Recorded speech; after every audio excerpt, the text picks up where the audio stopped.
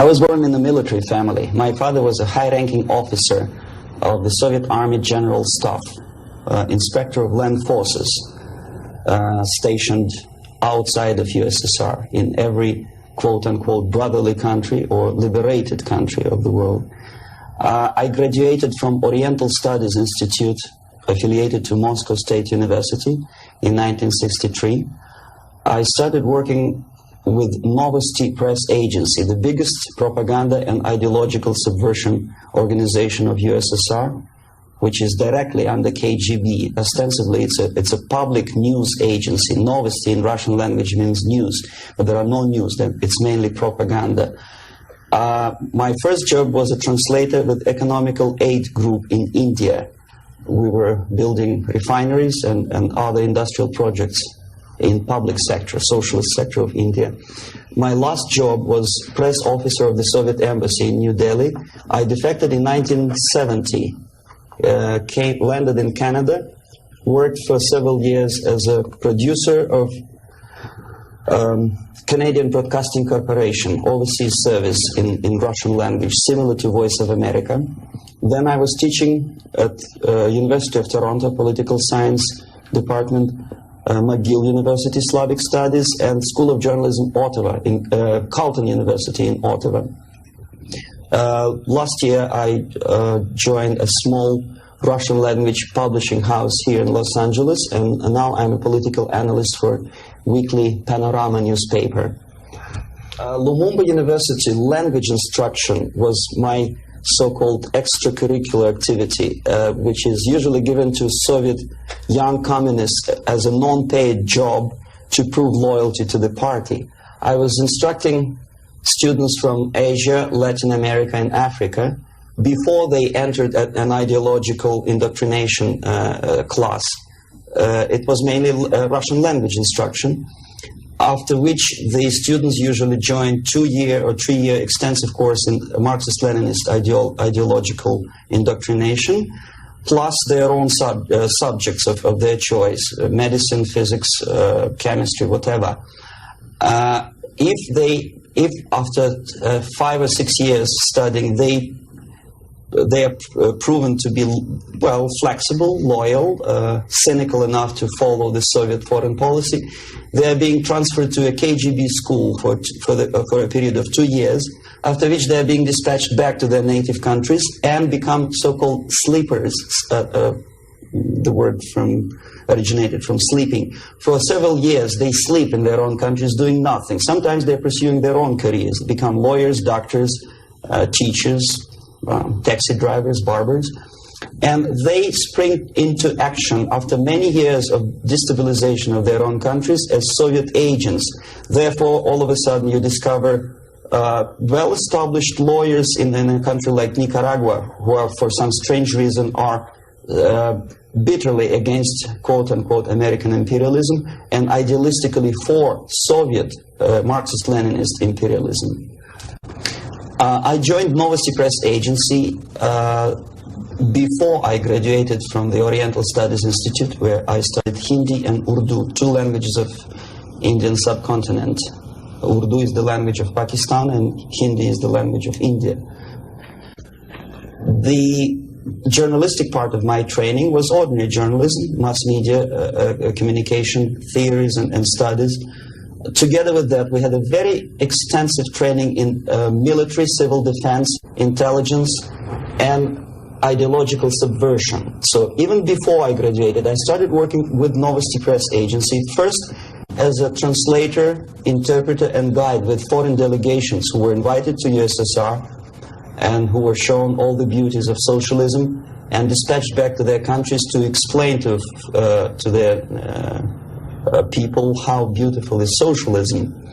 My role was directly linked with KGB activities of brainwashing and psychological assessment of these guests.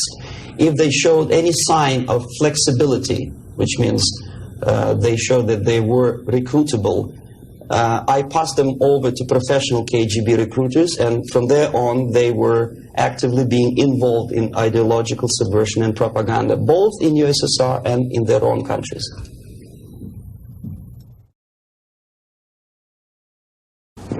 Well, decision, of course, was very painful and difficult.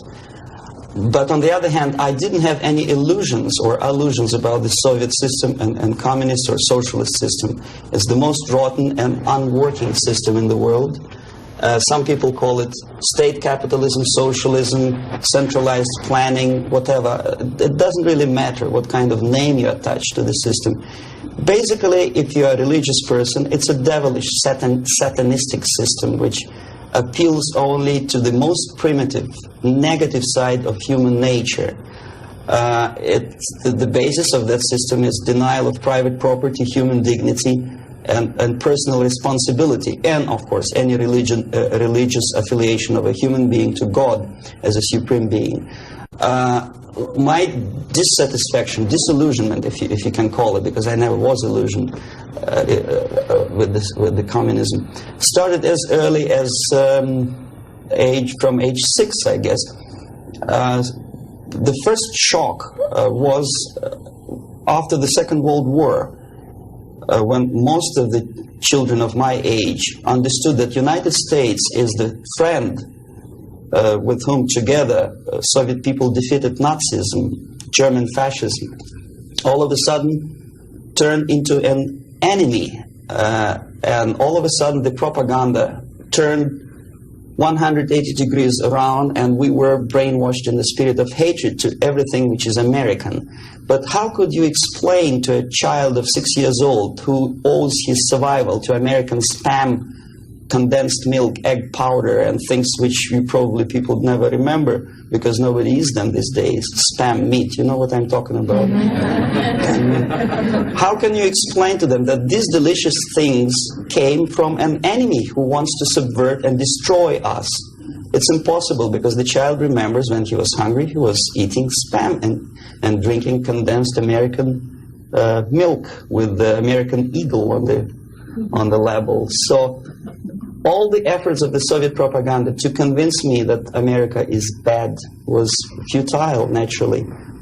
That was the first shock. The second was this 20th Congress of the Soviet Communist Party, when Khrushchev revealed the atrocities of Stalin, terrorism, and murder, systematic murder of millions of innocent people.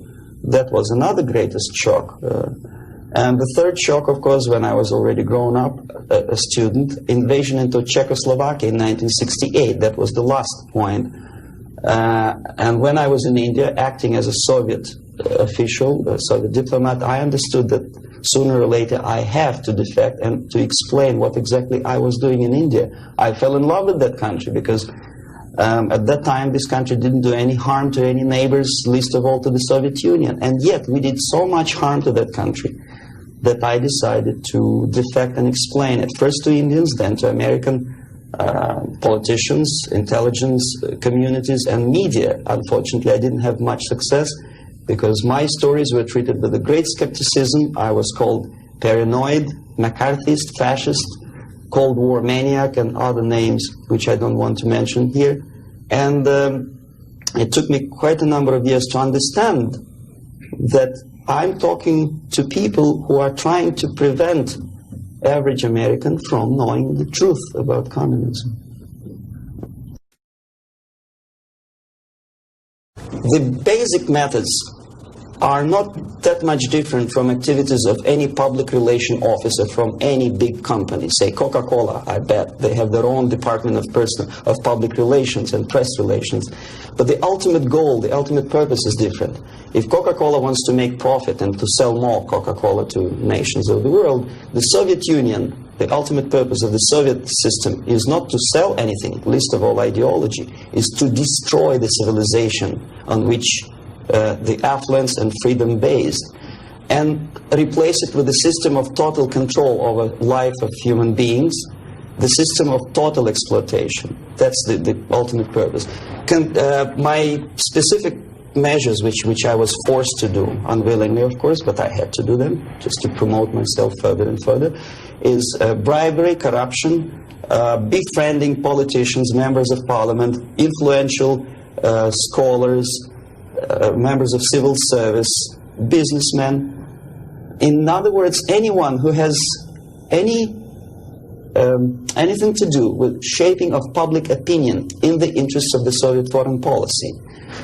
That would include a long process which sometimes is unnoticeable to an average person. It's a long-term process which is called ideological subversion. It's unnoticeable as movement of a small hand of a clock. You know it's going around, but even if you watch it intensely, you don't see the movement. The eventual result is befriending these people and trying to get them involved in the activity in the interests of the Soviet foreign policy.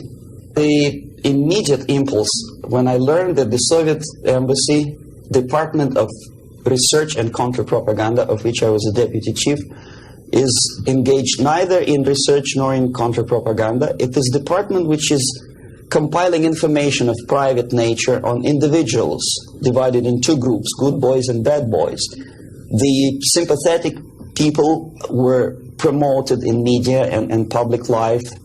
The people who were opposed to the Soviet foreign policy were blackwashed, blackmailed, and destroyed, first morally and sometimes physically too. Understanding of what I was doing came to me when I looked through a press release of United States Information Service describing an incident in a South Vietnamese city of Hue, captured by communists from Hanoi for 48 hours. Then it was recaptured by United States and South Vietnamese armies, and to their horror they discovered that within 2 nights the communists could manage to round up more than 15,000 people and execute them. Most of these people were either sympathetic to United States or to the Western culture, or directly involved in activities supporting United States President in South Vietnam, agents of CIA naturally, even barbers because they know too much. They were executed, and United States intelligence couldn't figure out how could they possibly do it in such short period of time. Later on they discovered, they found out from several defectors that long before communists occupied that city, there was an extensive omnipresent network of informers who knew exactly the addresses, the names, the whereabouts of each individual who was later executed. When I turned to my own files, I discovered that basically that information exists in my department. So it doesn't take much intelligence to understand what I was doing in India. I was compiling information. Comes revolution, these people would be executed. Indirectly, I was involved in a criminal activity, in mass murder. I decided to defect and explain it to Americans, and the response I already described. I was called a paranoid. But I decided to defect and try nevertheless. There's another long story. It's virtually impossible to defect in India simply because Indian government, under pressure from the Soviet government, if you can call them government. I don't call them government, I call them junta. They adopted a law as early as in 61 or 62, after Stalin's daughter defection especially. That law states that no embassy, no foreign legation on the territory of Indian Republic has a right to extend political asylum to any defector from any country, which is it's a masterpiece of hypocrisy. No other defector but a Soviet one needs a political asylum. If you are a Canadian or American, if you want to be nasty to your own government, the maximum you can do is just to pick up a phone and make a dirty phone call to your ambassador. Buy yourself a ticket and get lost. What happens to a Soviet defector under that law? If I knock a door of United States Embassy, by that law, the American diplomats have to turn me back to the Indian police, and Indian police takes me directly back to the Soviet embassy. And that's the end of my defection. So knowing that perfectly well, and having contacts both with Indian police and American media corps, I understood that the only way for me was to disappear for a while. And the best way I discovered was to mix with a group of hippies. Mind you, that was the time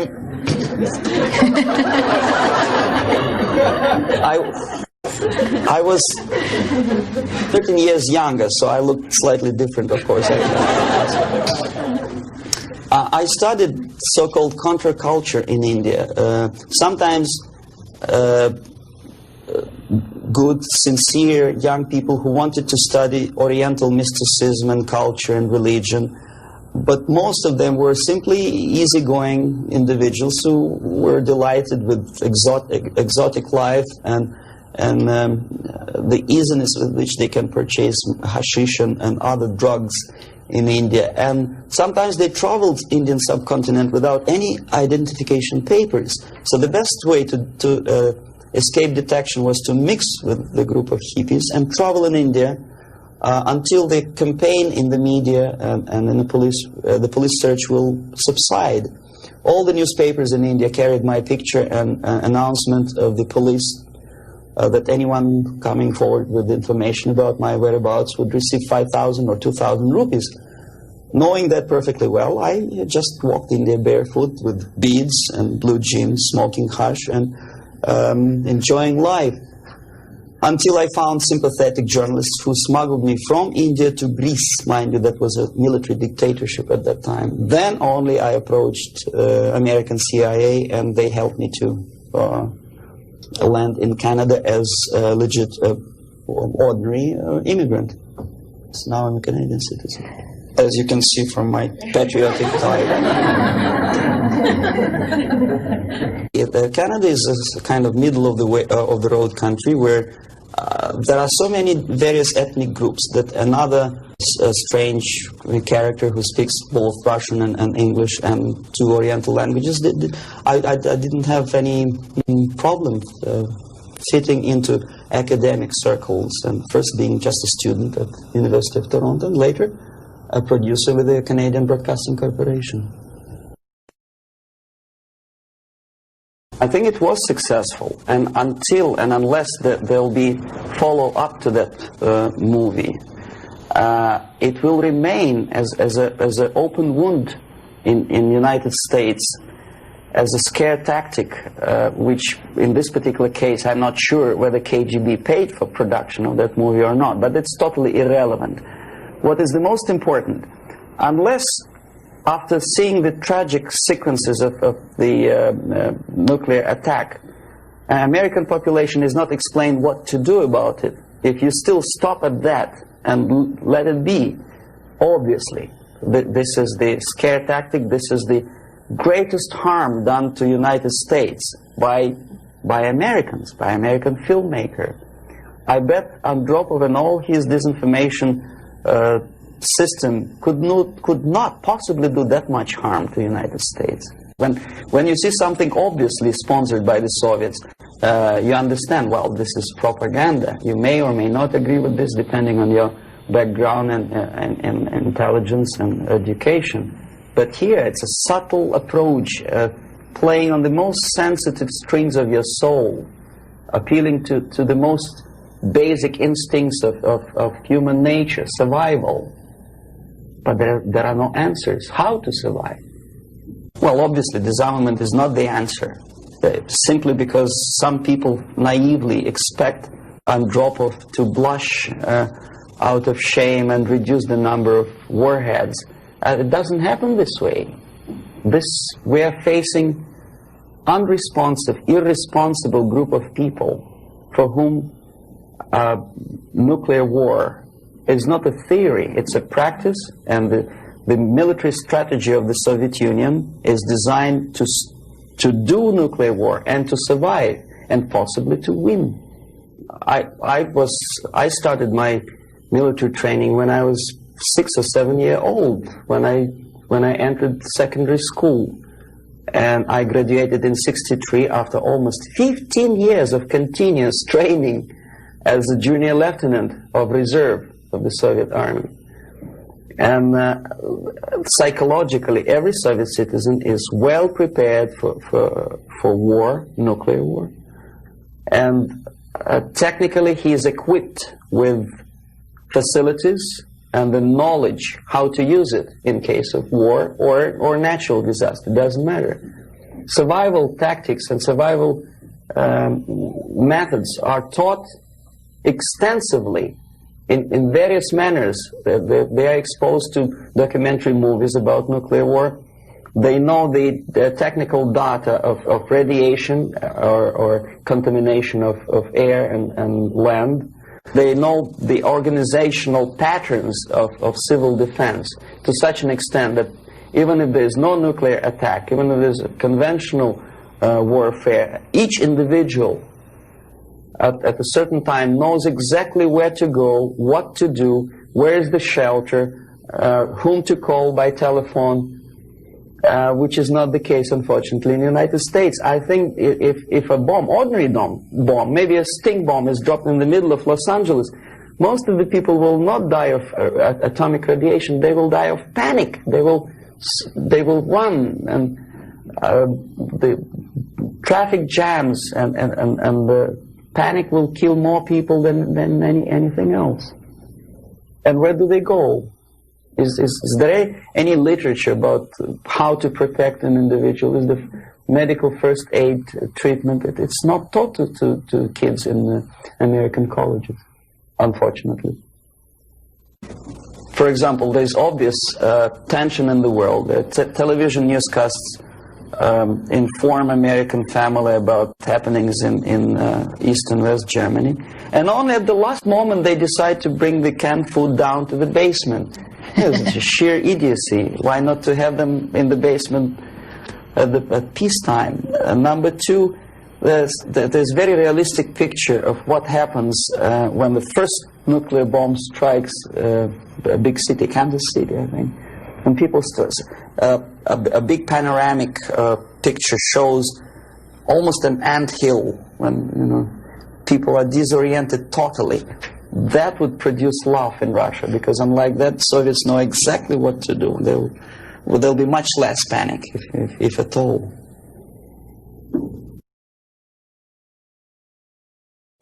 I know about infiltration of KGB into peace movement probably as much as an average American who reads newspapers systematically.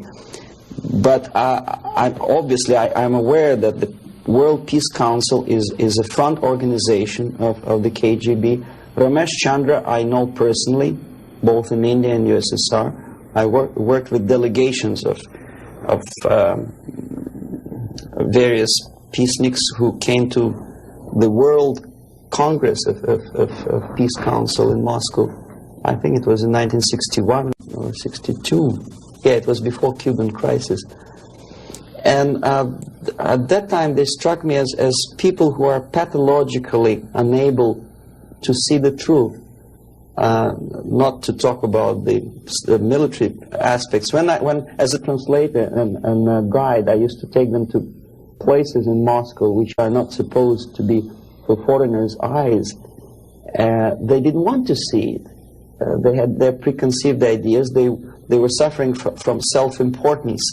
They thought it's a great honor to sit in the Kremlin, in the Palace of Congresses, next to a debil from Kremlin, and talk about peace as if that person from Politburo means anything in peace movement. Self-delusion is the most predominant phenomenon among these people. Ramesh Chandra is a very shrewd politician who takes advantage of naive, misguided, idealistically minded, sometimes sincere people. But he is, my impression is that he's totally sold himself to the Soviets. He receives his payments or royalties or whatever you can call it in the form of prizes. Of course, it's very embarrassing if you approach a person of his caliber with money, with cash, and say, "Here, Comrade Ramesh Chandra, there's money for your propaganda in the interests of the Soviet Union." It's very unpolite. So instead, the Soviet Union creates artificial international bodies such as Jawaharlal Nehru Peace Committee, which consists of various progressive leaders, writers. Sometimes they're known figures and philosophers, educationalists. Sometimes they probably feel that if there's no other possibility to express the desire for peace, at least there is some legitimate overt activity where they can express themselves. That's okay. And they think they are too smart not to see that part of it is Soviet propaganda. Okay, we are smart. We are not going to allow them to use us for propaganda purposes. This is wishful thinking, because after 5 or 6 visits to USSR, everything is paid by the Soviet government. After spending several vacations on a Black Sea coast in luxurious atmosphere with 2 or 3 nice girls, interpreters, lots of vodka and caviar, books published, vapid books which nobody reads in the United States, all of a sudden published in millions of copies in USSR in various languages, that tickles their ego. They think they are somebodies all of a sudden. It's difficult to resist the temptation. Ramesh Chandra is exactly that type of personality. He was approached at a very early stage, and he didn't have willpower and moral principles to resist the temptation, to resist the approach. And by now he's just a pawn in the game, high-ranking pawn. And if he is dismissed or dies natural death, there will be another, the line of people who would like to take his place. Yes, KGB takes very active part in the peace movement, and if these people were sincere as they say they are, they would start demonstrating in Kremlin, or I mean in Red Square, not in Washington D.C. or in the Central Park in New York or in Los Angeles. But they don't have courage, they don't have guts to go to Russia and protest against the nuclear armament of the Soviet Union. Therefore, I agree that they are misguided, but I think they are cowards. They are unprincipled, dishonest people. And there's no justification that they are misguided or poorly informed. It's their fault that they're poorly informed. There's enough information, there's enough possibility. In case of United States citizens, there's enough freedom to do what their consciousness should tell them to do. Go to Russia and protest against armament. It doesn't take much courage to take part in demonstration in Los Angeles. But if you're really genuinely concerned about peace, tell it to Brezhnev, tell it to Andropov, and we'll see how courageous and sincere you are. They don't do it. Well, the greatest strength, I think, is the basic principle of American democracy, common sense, and the value of the principles of private property and respect to human dignity and individual rights. The weakness is the permissiveness and lack of moral stamina, which, if you are a religious person, could be interpreted as probably alienation from religion, alienation from God.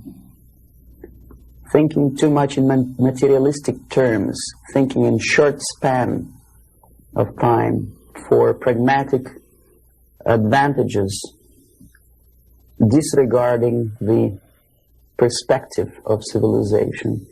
Some philosopher, I forget his name, I was a bad student in Moscow, said that the level of civilization is in direct proportion to the time span that human being thinks in future, for future.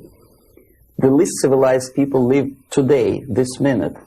The more civilized nations think about tomorrow, 10 years from now, 100 years from now. Well, this is one of the definitions of... Unfortunately, Americans are made to think in shorter and shorter time span terms. This is the greatest weakness.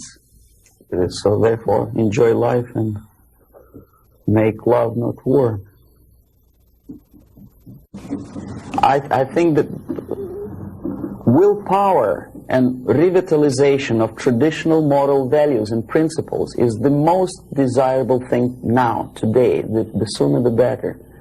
The things, the principles and values on which the affluence and success of American civilization depends and based upon, should be immediately revitalized and brought back to school programs, to media, and let's face it, propaganda. I'm not afraid of this word, unlike the left liberal journalists who think, oh, well, it's propaganda. I don't see anything wrong in propagating the basic moral principles and values on which America is built. Willpower, faith, unshakable faith that this country, this civilization is right and the enemy is wrong. No amount or no number of nuclear warheads and no size of the army will help United States to survive, whether there's nuclear war or conventional warfare. Vietnam proved very clearly that with all the technology, with all the supersonic bombers and napalm and whatnot, electronic gadgets and cold beer and Coca-Cola, you cannot defeat an enemy unless you are fighting and have faith in the righteousness of your fight. So that's the most urgent thing, I think. Wake up and convince yourself that you are on the right side. There should not be no neutralism or objectivity. Or objectivity is good when you are discussing philosophical concepts. In today's world, if you are neutral, you are already an enemy of your own country. You have to actively take part of your country, your side. One of the reasons of my defection is that I took side. I was decided to take part, to take choice, to make my own personal choice. For some strange reason today it's very fashionable, it's considered to be an intellectual chic, not to take sides. Academic media, academic circles, Hollywood stars, politicians, they think it's very fashionable, it's intellectual to be non-allied, non-committed, neutral. It's not intellectual, it's suicidal.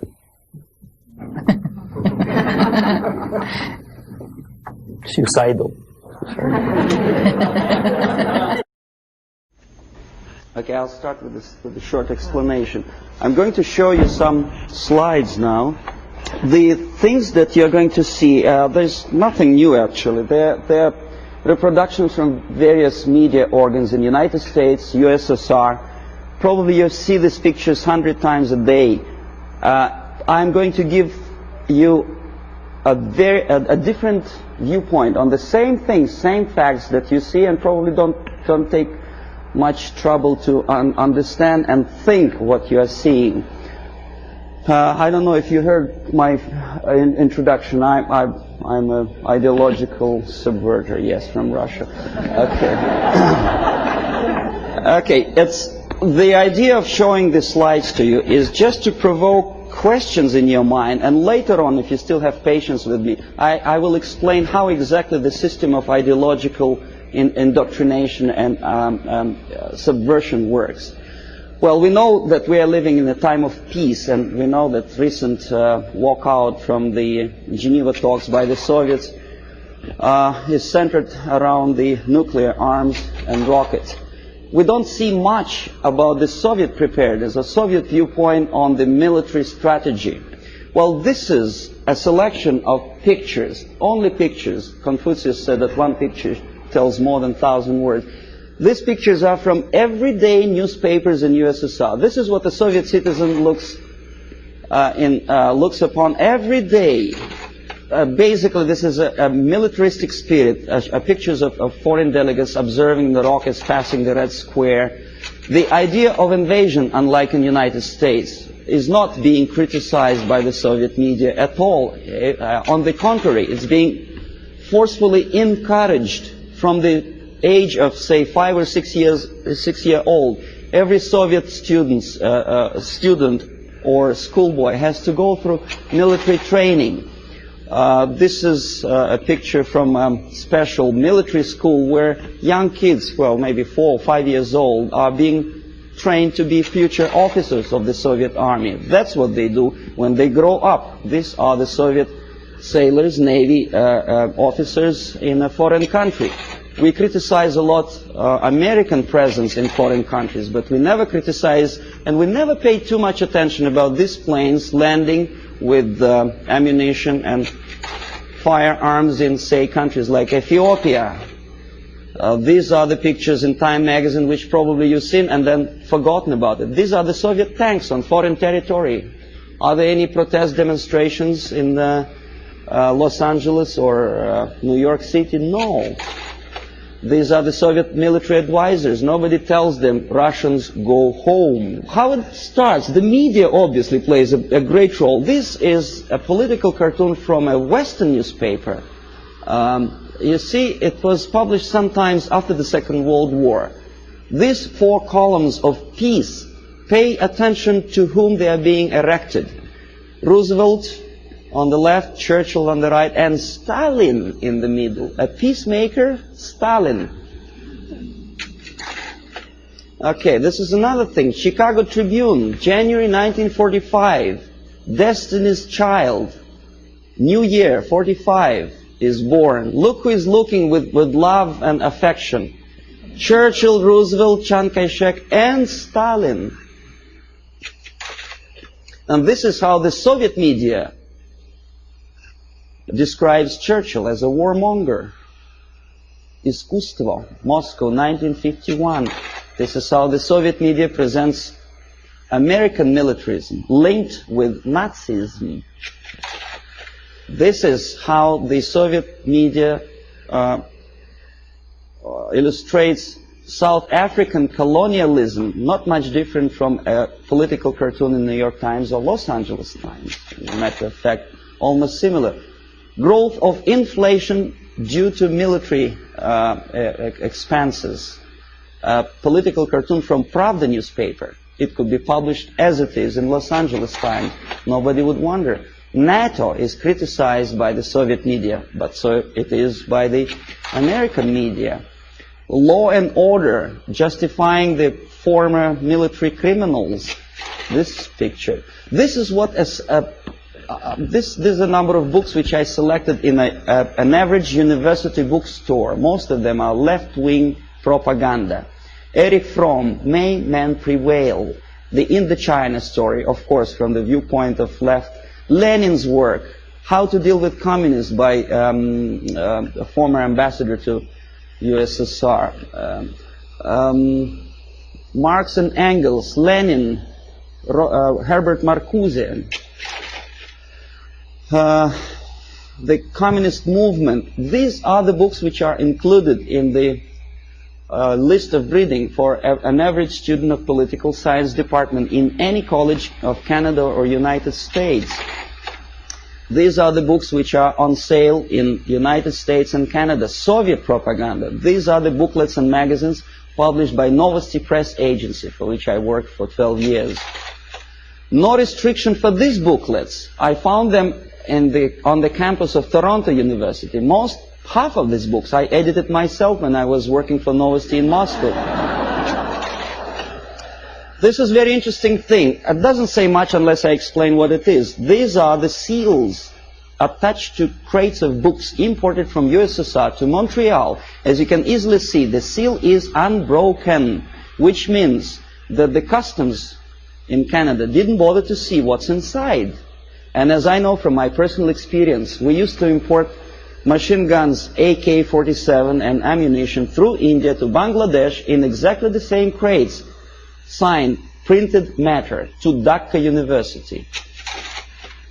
This is what editor of Time magazine suggests you to read at the time of invasion, fall of Southeast Asia to communists. Solzhenitsyn's Gulag Archipelago is on the bottom of the list according to the editor's choice. Why on bottom of the list? These are the books which are never included in the list of compulsory reading to in any university or college in the United States or Canada. Look what the student is missing. The Death of Stalin, Childhood in Prison, Ferment in Ukraine, Russian Secret Service, The Great Terror. These are the books which for some strange reason Americans are denied the freedom and right to read. Why America is in global retreat? Have you ever seen this book on a campus? No, of course not. I know that. Anthony Sutton, National Suicide. Have you ever had a chance to read that book? Oh, you had? Well, good.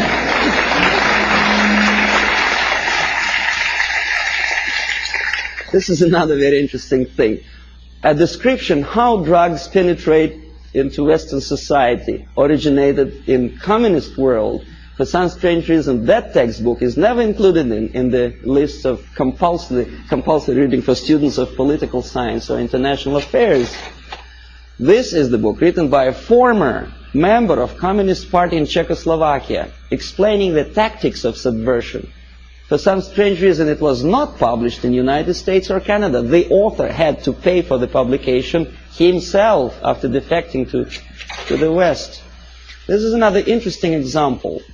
Exoneration and Ultimatum, written by Richard Romer, a science fiction novel about invasion of the United States into Canada to expropriate the oil and natural gas resources in that neighboring friendly nation.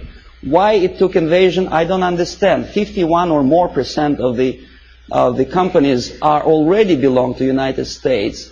In Canada, as probably you know already.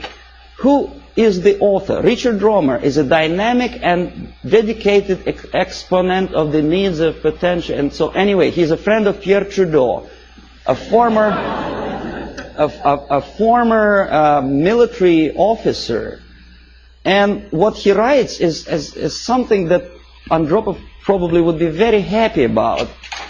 He describes a situation when the only thing that saves Canada from United States military occupation is a call from Andropov to the President of the United States threatening him with the reply or with the military answer to an invasion of Canada by United States. And this is written by a close friend of Pierre Trudeau, a politician, a former military man. Why? Is he a paranoid or am I a paranoid? These are the three books published almost simultaneously, sometimes in the middle of 70s. CIA and the Cult of Intelligence. CIA Diary by Philip Age and the KGB by John Barron. I tried to buy the KGB, but it was not in the bookstores of Canada or United States. The previous two books on the left were. This is the author of the most anti-American book, The Defector to the Communist Side, Philip Age. He is alive. Nobody is threatening his life. Nobody is poisoning him with the poisoned umbrella. This is, you know who? He is criticizing CIA for developing a gun to kill communist agents. And he tries to present it as a crime on behalf of United States Intelligence Agency. Why is it a crime? To defend you from the communist agents and to develop a secret gun, which is silent, is a crime. Is there any logic? I don't see any. This is the fellow who also criticizes the United States CIA for developing technical means of bugging USSR embassies on the territory of United States. Why not? I don't see any reason why not. But Mondale obviously does. He knows better. These are the authors who published lists of American agents stationed all over the world. They are alive. They actually make quite a lot of money on that publication. And this is the victim. The chief of CIA in Greece was killed when the book of the previous two Americans was published. This fellow is dead. The other two are not. Siberia in 1971 was visited by a group of politicians from Canada. And this is the report about that visit. This is the group. We're shaking hands with the Soviet ambassador. This is a Soviet technical miracle. A pipeline on thermofrost or something. In other words, what Canadians were doing in early 60s is presented to Canadian public as an achievement, a great technological achievement in USSR. This is the route of their travel in Siberia.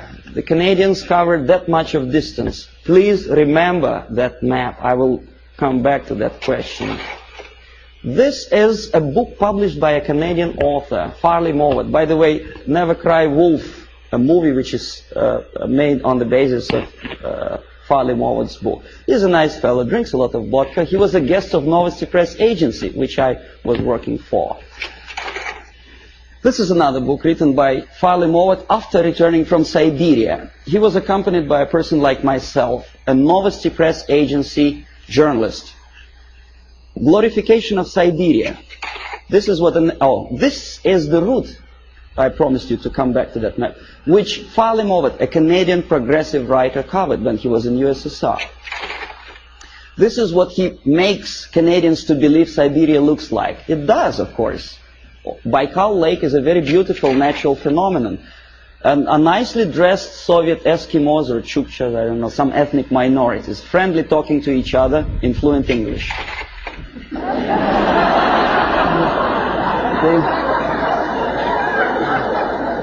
The nice motel somewhere in the middle of Siberia. Huge hydroelectrical projects. It is true, it is built, but they never mentioned by whom. And this is what I eventually wanted to show you. These are the two routes. First one in red ink by Canadian government delegation. In blue ink by the author Farley Mowat, accompanied by Novosti Press Agency. The black dots are locations of Soviet concentration camps. These people were shown the places where the slave labor is being used by the Soviet government, if you call them government. I call them junta of mass murderers. But there is not a single mentioning, not a word, that those beautiful electric stations were built by slave labor. This is what Canadian reader will never see in the report by Canadian politicians or the progressive writer Farley Mowat. You say, well, that's Russia. This is not a kindergarten. This is a prison for children of prisoners. These are the houses. If an American contractor would build a house like that, I think he will end up in jail. But this is what is being shown to some naive foreigners as achievements of Soviet technology. Naturally, if you follow the editor's choice and advice, you will never understand that the description, the most detailed description of Soviet concentration camp system is put on the bottom of the list. You say, well, maybe in USSR, the concentration camp is nothing surprising. Well, this is a concentration camp in Southeast Asia, in Cambodia. Same thing. Slave labor. This is what happens to slave laborers when they don't obey the orders. They are being executed, not by firing squad, because bullets are too expensive, by shovels, crushing skulls. This is the victory of communism for you. This is what happens to their children. And this is the originator of this slaughterhouse, Cambodian Premier Pol Pot, during interview with Time magazine. Very nice, plump, fatherly image. You are made to believe that Holocaust happened during the Second World War is something that may happen again. It may. But the originator of it may not necessarily be the Nazis. We don't have any Nazi submarines roaming around the shores of the United States and Canada. We have liberation forces. That's what Holocaust. This is happening right now, after the so-called National Liberation Movement. This is a still from a movie, Holocaust, a television production. The Nazis are shooting the prisoners, the Jews. We are made to, well, it's horrible, of course, there's no denial. It happened many years ago, and the tactic which I will explain you later if you have patience with me is side-tracking your opinion from present danger to the past. From this is present time. This is past time. This is happening right now in Asia, Africa, and Latin America. Is there any movie about Holocaust which happens now? No. This is what happens in, well, it did happen in Rhodesia before it becomes Zimbabwe. It's a black girl, by the way, not a white one. This is the result of the socialist movement. These people were killed by those who are now in power in Zimbabwe. And we call them reverend bishops or whatever. This is the supply of Soviet arms to Rhodesia before it turned into Zimbabwe. And this is a very interesting picture. A poor South African is showing his internal passport, saying that there's no freedom and he has to live wherever he's assigned to live by the police. For some strange reason, not a single media outlet in the United States makes a comparison, because in Russia every citizen has a passport like that. And the Asian ethnics in USSR do not have the right to live in those areas which are designed for the whites, and the other way around. But we are getting emotional about this passport. Why not about Soviet passport? The answer is flowing in the wind, how they sing in the wind. Okay, the feeling of guilt. Open any magazine. There are lots of pictures like that. Hungry people asking for your dollar. Donation. Think about it. Emma De Leon has no one else to turn to except you. See how many pictures? I collected them within 1 week. And who helps them? Rock stars. Through United Nations, UNICEF. And how they use this money? They buy arms. Have you noticed that countries like Philippines never ask for donations? Why? Because they have free market system. Oh yes, they have military dictatorship, oppression of civil rights. But for some strange reason, only those countries which are already liberated by Marxists are asking for your donations. Why? And when they get these donations, will you be my friend? This is what Time magazine wants you to think. If not, the implication is this is what's going to happen. Powezi, when white miners stationed in this small country, African country, were murdered by so-called National Liberation Movement. This is the result. Raped and murdered after your donations. And who is supporting these movements? Of course, United Nations. Okay, we'll come later on to the question of semantic manipulation. Everybody knows that United Nations is not united and it's not nations, but we continue to call them. I don't know how many people notice the striking similarity between the emblem of United Nations and emblem of the USSR. You think it's coincidence? The symbolism is obvious, unless you are blind, of course. Yeah. And the creator of the United Nations Charter is an American, Alger Hiss, standing next to Comrade Molotov, sitting there on the left. We know he was a Soviet spy, but he is at large now. Alger Hiss, he's a lawyer, a respected citizen of the United States, a former Soviet spy. Well, you know, this guy is Daniel Ellsberg. He published secret papers of Pentagon. Why not of Soviet military-industrial complex? He's a respected citizen of the United States. Dr. Spock, Agony of Vietnam. I forget what's his name. Oh, yeah. How many men has to die before they understand I don't remember the lyrics of the song, but it was a very impressive song. When I was a Soviet student, I almost cried when I listened to that. And I thought, my God, what a nice fella.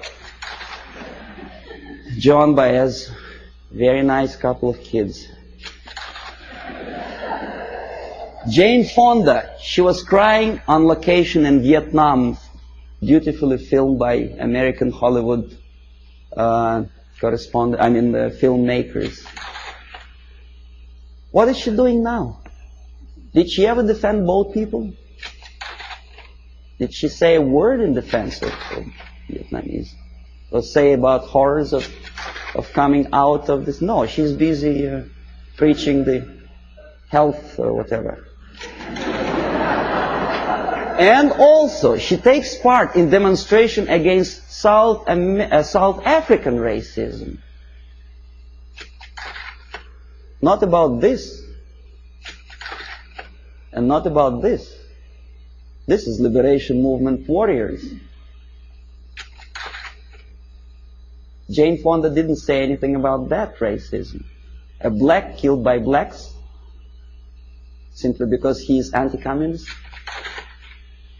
That's just a symbolic picture.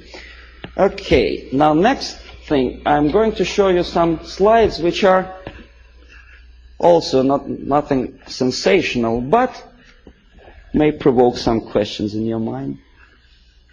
Maybe not.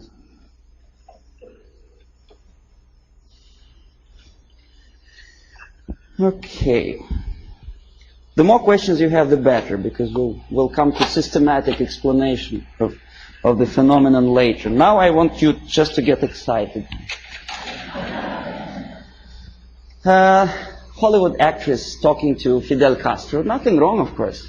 Depends what is the message or what's the subject of talking.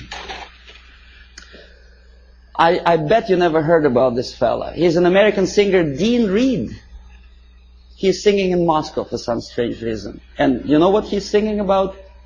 Oppression, civil rights in USA, and about poor Americans who cannot survive. Well, I don't want to be too critical of Pope of Catholic Church, but some statements which he made at the earlier years of his becoming a pontiff of Catholic Church, strikingly unpleasant to me. Communism and church can coexist. Can they? Well, you should ask Russian Orthodox priests who were literally exterminated by the Soviet communists. Communism and church can coexist. I don't think so. Catholic Times. I collected this newspaper in a Catholic church which I attend, although I'm Orthodox Christian, as Russians, most of them are. But I do come to Catholic church because my wife is a Catholic, so I don't see much difference, because God, I suppose, is one, so Jesus Christ is also the same which church, whichever you go. But Christians and socialism is something that doesn't really appeal to me. I don't know, how about you? Social justice central to gospel, is it? I never heard about it. Join with Marxists? It's from the same newspaper. And that's how they joined with Marxists. Nicaragua, before Sandinista came to power. A priest with machine gun behind his back. And the machine gun, of course, Kalashnikov, if you know anything about machine guns. Okay, then there are some strange deviations from religious path. What's his name? Jim Jones. Reverend? Nice looking guy with adopted kids, and shaking hands with the politician, Mayor George Moscone in 1976. Very nice. That's how it all ended, you remember. More than 900 people who poisoned themselves together with their kids in Guyana. This is a very interesting picture. It's not very clear. Instead of Jesus Christ, they put a naked lady, in the church. Strange, huh? Of course it's strange. Crucifix of a woman for Palm Sunday. Boy, Jesus Christ would turn in his grave if he were engraved.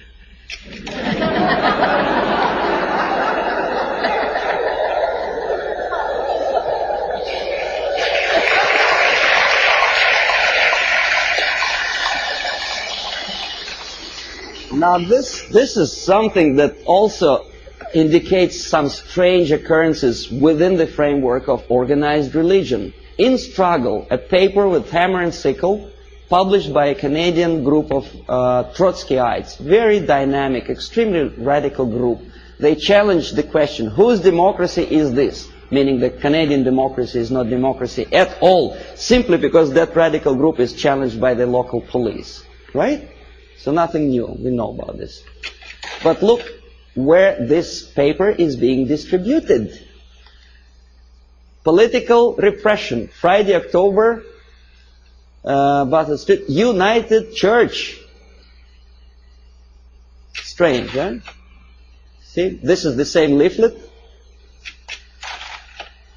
enlarged. This is another thing. President Carter handed over an antique crown belonged to Church of Hungary to the present communist regime of Hungary. Why? I don't understand. To make them friendlier to church? I doubt. Feminist movement. I don't know how you feel about feminism. I don't think that to be equal with men, you have to politicize your movement. You cannot legislate equality. You have to be equal. But that distracts your mind from real issues of family, loyalty, and well, if you feel moral foundations, and they make a great political capital on that. First Lady of the United States sitting to some kind of, I forget what her name was, exposing her tits to the media. I mean, this is, and by the American media standards, this is something normal, acceptable. A First Lady of the United States together with a lady who burns her bra. I don't know. Well, ladies in the army, of course, I don't know what's your opinion. I never heard about girls in the Soviet army, especially in the infantry force, simply because when they have period, that may create a problem for invasion of, say, Afghanistan.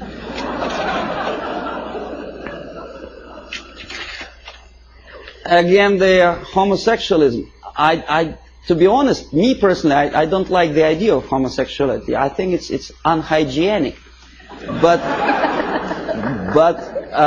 homosexuality in the army, making heroes of them, gays on the march. Why? Why to have copulation in a natural manner deserves a public opinion, attention, and a political force? Why to politicize something which doesn't belong to politics at all? In the Soviet Union, we have a joke. Don't mix politics and prostitution. They are already mixed.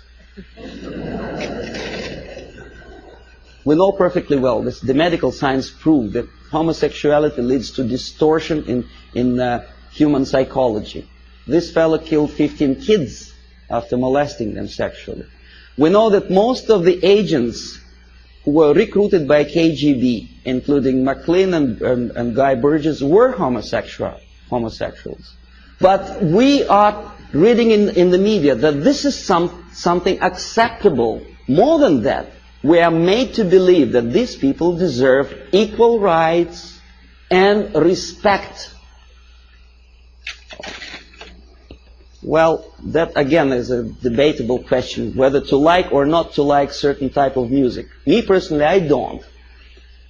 These two nice ladies, one is younger, the other is a little bit older, both of them wanted, for some strange reason, to shoot President of the United States, defending the environment of the United States, the green trees and vegetation.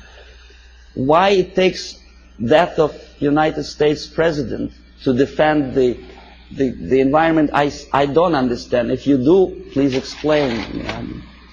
Then, of course, glorifying all kind of national liberation leaders, we naturally provoke our own kids to go into some strange liberation movement. You know who I'm talking about. This is the girl who was abducted by terrorists, and then she became terrorist herself, a daughter of a wealthy publisher. Naturally, there are thousands, millions of kids who loved, adored her courage. This is Comrade Carlos. You know who he was? He was trained and educated in Lumumba University, where I was teaching Russian language to the likes of him. That's the result of the activity when they come back home. Aldo Moro was killed by Red Army terrorists who were wanted to liberate Italians from something. I don't know from whom.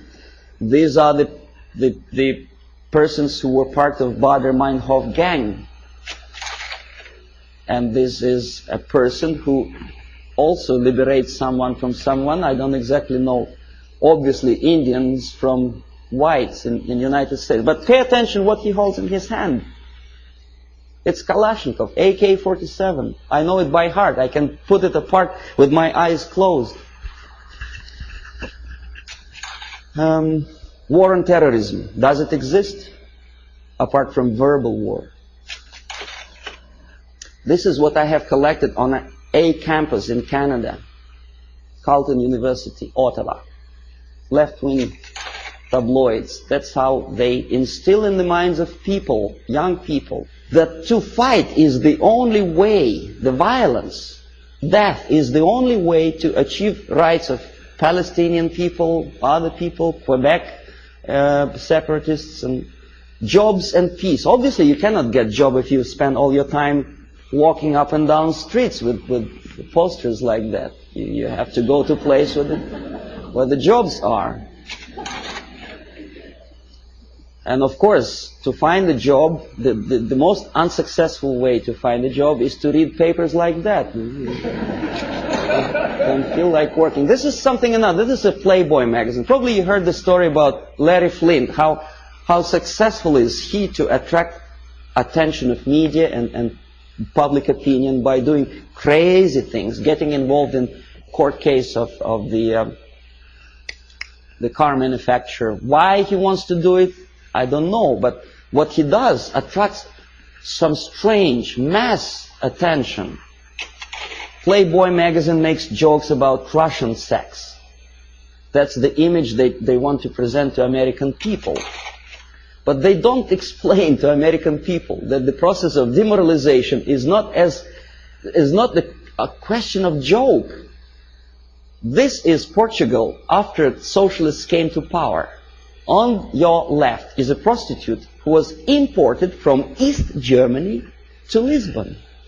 A communist prostitute in a country which is just had its successful socialist revolution. Very interesting. What for? To make money? No, I'll tell you later.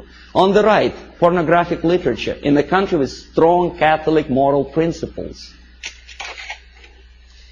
Well, I don't know how many people of you like to drink alcohol. I did. But I noticed that some ads in magazines have some strange desire to joke about alcohol. And the jokes are closely related to justification of Soviet, Russian presence. A prominent Russian joined the secret service. Something to joke about while you drink vodka. I don't see any humor in that. Do you? I don't know.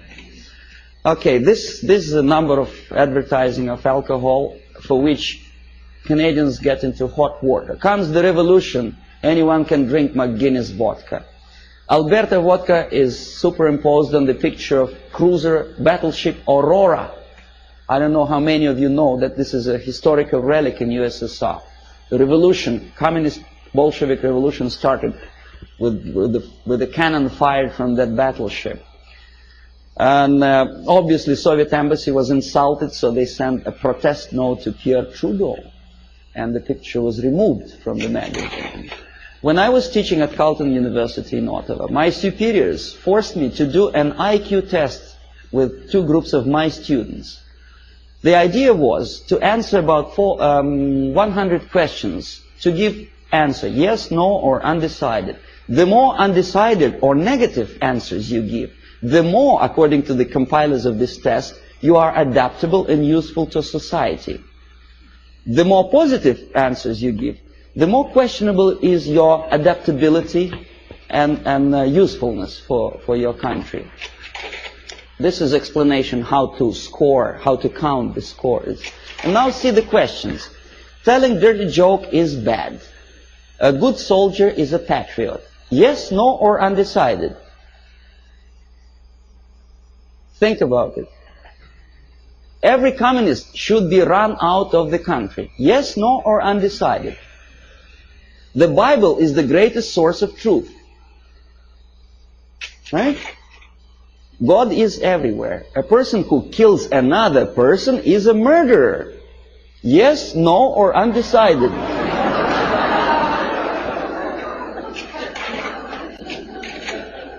Okay, now, if you don't believe me, let's come back. See, I want to repeat you once again the conditions of the scoring. The more undecided and negative answers you give, the more you are adaptable and flexible and useful for the society. Do you understand what they are doing to kids? Okay, they are doing two things at a time. They teach them moral relativism. They teach them how to lie to get a greater score. Because obviously a child would say if a person kills another person, he is a murderer. But for the sake of getting a higher score, obviously a student would put no or undecided. So you teach your kid how to lie to be successful and to look adaptable and useful for society. Well, obviously I had to do that test, but I added one more question to that thing. My own question. I said, what kind of society you are going to be useful to?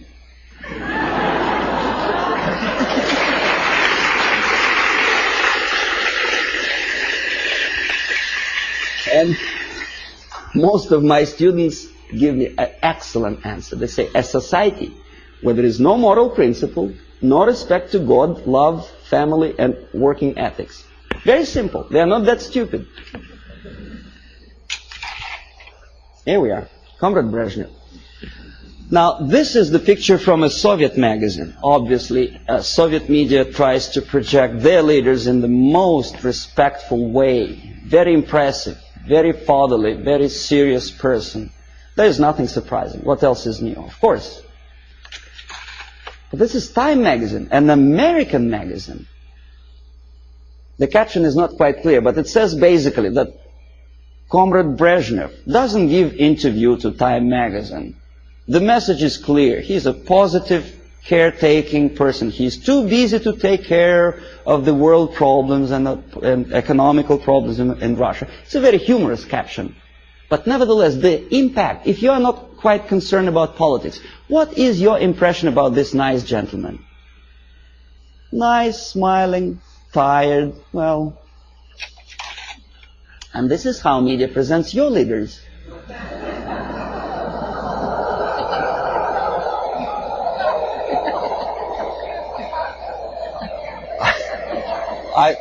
I don't know whether he deserves to be presented like that or not. This is a different question.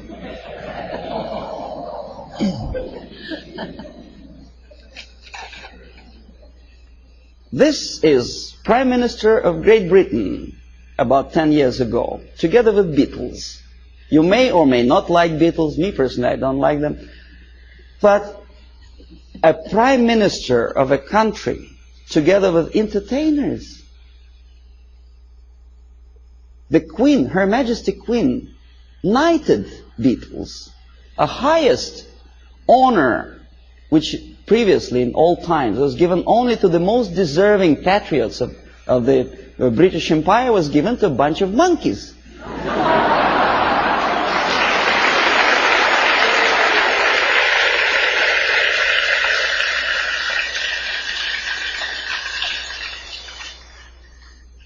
Valéry Giscard d'Estaing is playing football. He's our guy. He plays piano. No, never mind what he does for politics or world problems. He's nice, charming personality. Helmut Schmidt is taking part in a circus performance. Nice, charismatic leader. Never mind what his policies are. He's popular. He's in the section of People of Time magazine. First Lady of the United States together with the pop singer, folk song singer. Well, so what? You know, we had a saying in Russia that in old times, clowns were entertaining the royalty. Today, the mightiest of the world think it's a privilege to appear with entertainers. It's just the reverse of the old principle, you know. They are the entertainers of entertainers because they want it for their political career. Ed Kennedy dances in Moscow. Why? I mean, is that his business to go to USSR? Why doesn't he occupy himself with something more relevant to the urging problems of the world? He thinks he is going to be popular. In America, maybe, but in Russia, they look at him as a schmuck out of his mind.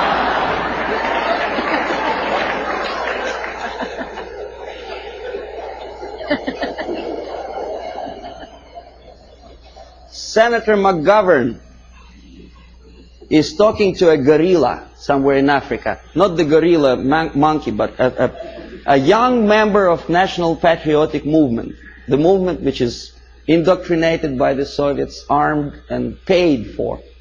He thinks he's smart and he's something to admire. I bet the guys who are standing behind don't think this way at all. Well, Kissinger just by mistake is here. Would you buy a second-hand car from this?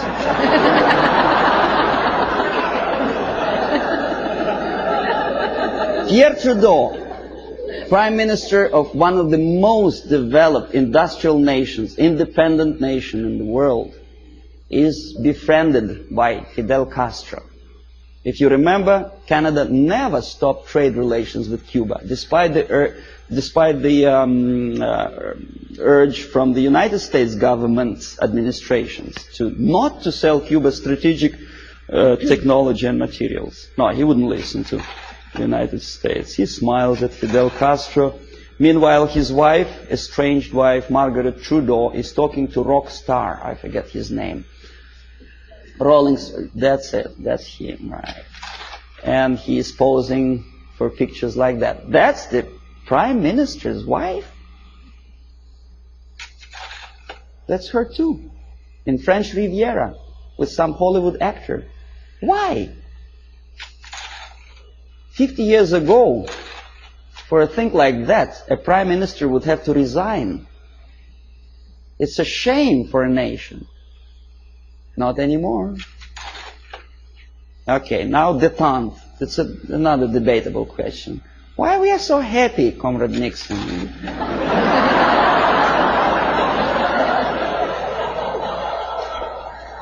What is so funny? I would like to ask.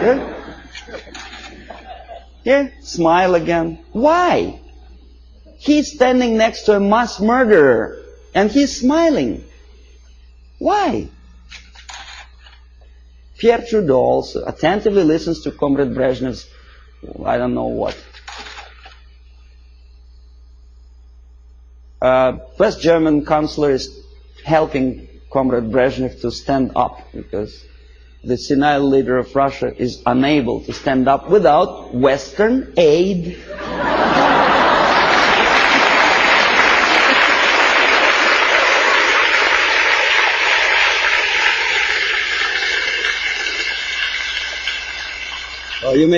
You may say, well, it's West Germans, they're too close to Russia, probably they do it just in case.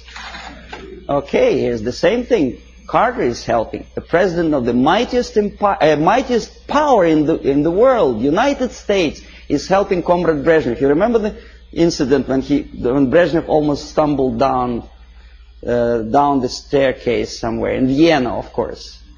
And thanks to Carter, he didn't fall. Andrew Young is talking to a dictator in Africa. Again, McGovern, I think, is talking to Agostino Neto, a Soviet puppet in Luanda. Why? Is it that necessary to be friendly, to smile at each other? Now we're coming to space, from Earth to space. Clouds over the space program. Why clouds? Mind you, this is after 3 or 4 successful landing on Moon. Why clouds? Okay, here's two pictures. Left, Soviet cosmonaut walking into Kremlin Hall for ceremonious reception. On the right, two American cosmonauts casually watching TV. On the top, Soviet Politburo talking to the space pilots on orbit. On the lower picture, Lyndon Johnson with, I think that's Glenn, no? An American space pilot. Now, even if you don't know anything about the theory of information, the comparison, mind you, this is a French magazine, it's not a Soviet propaganda. The comparison of the size of the pictures gives you the message already. What is more important? What is more impressive? Here, a picture from Soviet newspaper Pravda. A Soviet schoolboy compares two replicas of Soviet Soyuz spacecraft and American Apollo. Friendship in space, détente, right? Pay attention to the size of the spacecrafts. They are almost identical, right? Now this is what the size, almost actual size is. The American spacecraft is on the left. It's almost twice as big as the Soviet one, right? Okay, this is a Soviet picture. This is an American picture with true sizes. Okay? You say, well, Soviet media, of course, tries to diminish the successes of the American space program. Now, this is an American media. On the left, a Soviet moon walker or Soviet probe on moon. On the right side, an American space Volkswagen, as they say. It actually was used on the surface of moon. The sizes are almost identical, right? Wrong. The thing on the left is the size of a tea kettle. In other words, about 100 times smaller. But Time magazine does not explain it to the readers. An average person in the United States has an impression that the junk on the left is as important and as successful as the masterpiece of technology produced by American mind and ingenuity. Okay, you remember Skylab? There was a time when it was just about to fall down on the United States or any other country. And the Pentagon was very worried. There were pictures, there were discussions on TV. Some strange characters even started joking about it. See the Skylab target. A lot of emotions expressed about the failure of United States Skylab. A lot of bitter opinions were expressed about the unnecessary spending on space research. But when Soviet nuclear-powered satellite fell on the territory of Canada, there was no protest demonstrations, there were nothing like that. Nowhere in the world. Ask yourself why. According to some information, this was not a satellite at all. It was a flying atomic bomb. Canadians spent something like $15 million just to find the junk on their own territory. Thanks God it fell in inhabited areas of Canada, in Northwest Territories, where only penguins live. Or what if it fell on Toronto? A flying nuclear bomb? Oh boy. But no protests. Here, Soviet ambassador Anatoly Dobrinin happily looking at the linking of American and Soviet spacecraft. In where? In American Grounds Control Center. This is a picture from Time magazine. This is also a picture from Time magazine. Soviet citizens are watching the same moment, linking of spacecraft. Think about it. Compare. Here, happiness. On the right, American representative of the NASA and Dobrinin, very happy. That's how ordinary Soviet citizens think about the farce in space. They understand perfectly well that linking spacecraft in space is just a fake. It doesn't mean anything. Look at their faces. They are sad. A dream was realized. Was it worth the price? Pessimistic question, right? After all the successes of American space program, the media tries to instill in your mind a doubt, pessimism. Why? Oh, this is a frog.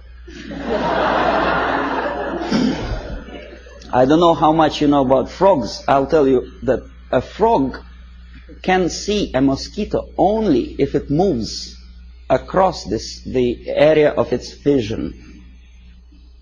If a mosquito quietly sits on a grass blade, the frog doesn't notice it. That's the attitude of American media.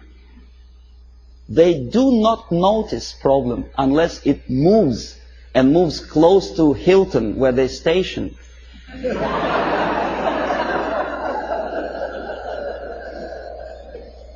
These are the people who may file a suit against me if I call them liars, but that's exactly what they are. They've been lying to you for years and years about the situation in Vietnam, in Russia.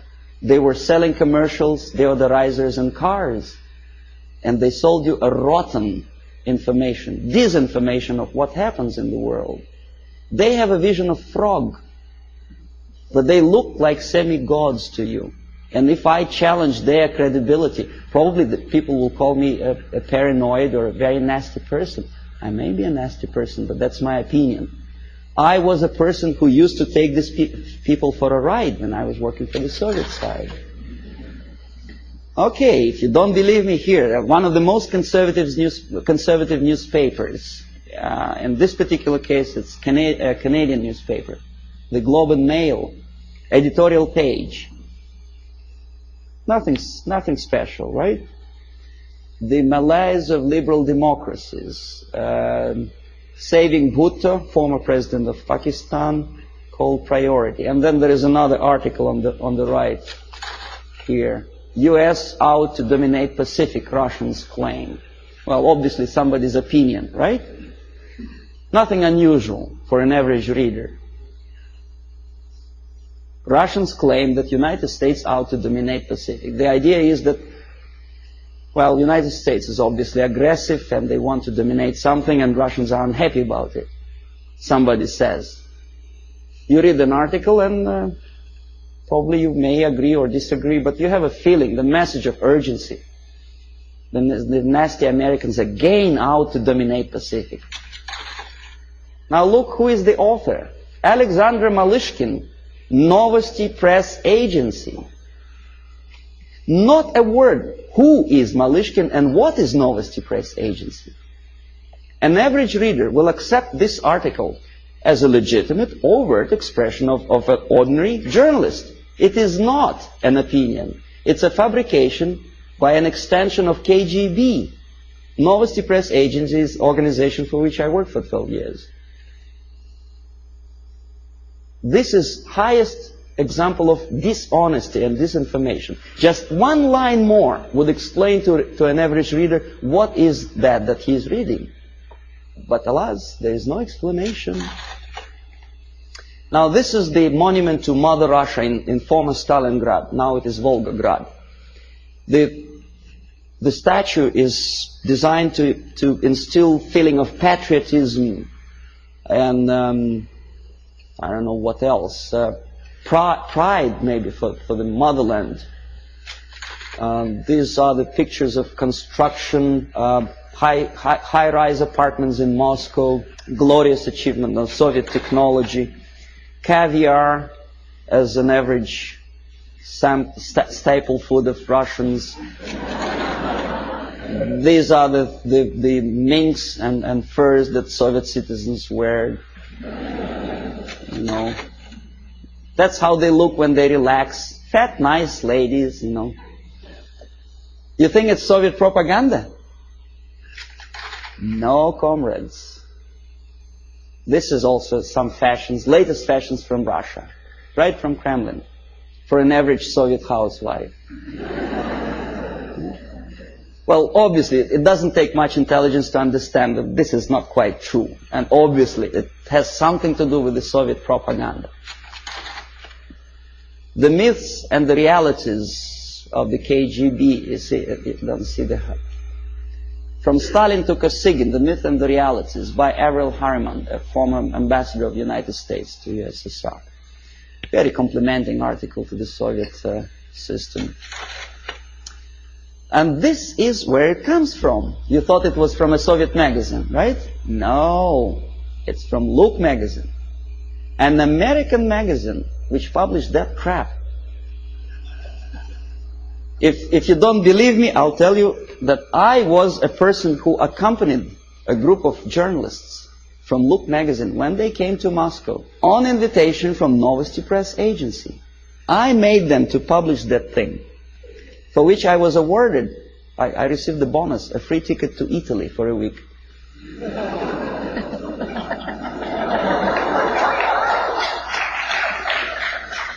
Now, this is look like sheer high-class idiocy, but unfortunately, this is exactly what happened. It didn't took me much effort to convince the Americans to tell the American journalists from Look magazine to bring back this magazine, to dedicate the whole issue to the glorious anniversary of Soviet Revolution. This is what you were reading in your American magazine. This is how an average American perceived the Soviet way of life. A happy Soviet citizens. This is what an average girl in Russia wears. This is what they eat and drink. This is how they build their apartment houses. And this is how they're fiercely patriotic. Amazing. Anyway, so I will explain you how it all happens. The last two pictures I will not comment. I want you simply to look close into these eyes.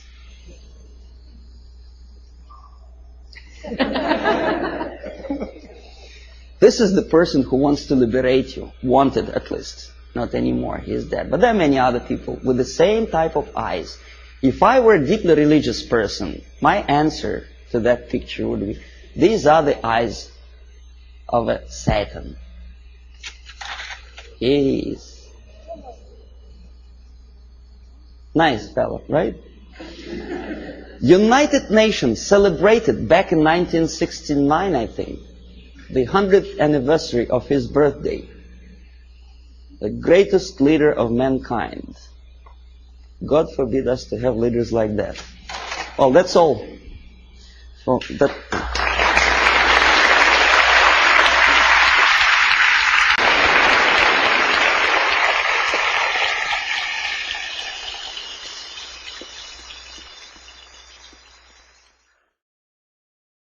Subversion is the term, if you look in a dictionary or criminal code to that matter, usually is explained as a part of activity to destroy things like religion, government, system, political, economical system of a country. And usually it's linked to espionage and such romantic things as blowing up bridges, sidetracking trains, cloak and dagger activity in Hollywood style. What I'm going to talk about now has absolutely nothing to do with the cliché of espionage or KGB activity of collecting information. So the greatest mistake or misconception, I think, is that whenever we are talking about KGB, for some strange reason, starting from Hollywood movie makers to professors of political science and quote-unquote experts on Soviet affairs, or Kremlinologists as they call themselves, they think that the most desirable thing for Andropov and the whole KGB is to steal blueprints of some supersonic jet bring it back to Soviet Union and sell it to the Soviet military-industrial complex. It's only partly true. If we take the whole time, money, and manpower that the Soviet Union and KGB in particular spends outside of USSR border, we will discover, of course there are no official statistics unlike with CIA or FBI, that the espionage as such occupies only 10 to 15% of money, time, and manpower. 15% of the activity of KGB. The rest, 85%, is always subversion. And unlike a dictionary of English, Oxford Dictionary, subversion in Soviet terminology means always a destructive, aggressive activity aimed to destroy the country, nation, or geographical area of your enemy.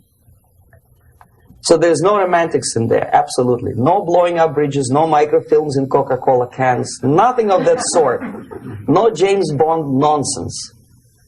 It's most of this activity is overt, legitimate, and easily observable if you give yourself time and trouble to observe it. But according to the law and law enforcement systems of the Western civilization, it's not a crime.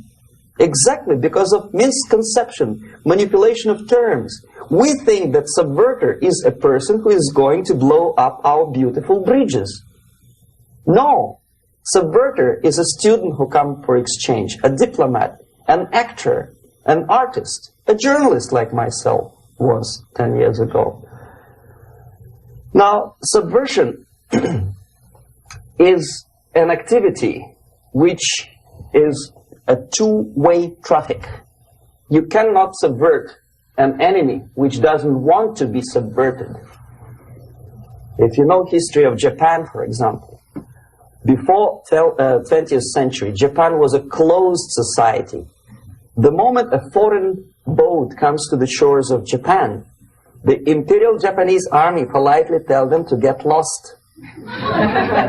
And if American salesman comes to the shore of Japan, let's say 60 or 70 years from now back, and says, oh, I have a very beautiful vacuum cleaner for you, you know, with the good financing, he says, please leave us, we don't need your vacuum cleaner. If they don't leave, they shoot them to preserve their culture, ideology, traditions, values intact. You were not able to subvert Japan. You cannot subvert Soviet Union because the borders are closed. The media is censored by the government. The population is controlled by the KGB and internal police. With all the beautiful glossy pictures of Time magazine and Magazine America, which is published by the American embassy in Moscow, you cannot subvert Soviet citizens because the magazine never reaches Soviet citizens. It's collected from the newsstands and thrown to garbage can. Subversion can be only successful when the initiator, the actor, the agent of subversion has a responsive target. It's a two-way traffic. United States is a receptive target of subversion. There is no response similar to that one from United States to the Soviet Union. It stops halfway somewhere. It never reaches here. The theory of subversion goes all the way back 2,500 years ago. The first human being who formulated the tactics of subversion was a Chinese philosopher by the name of Sun Tzu.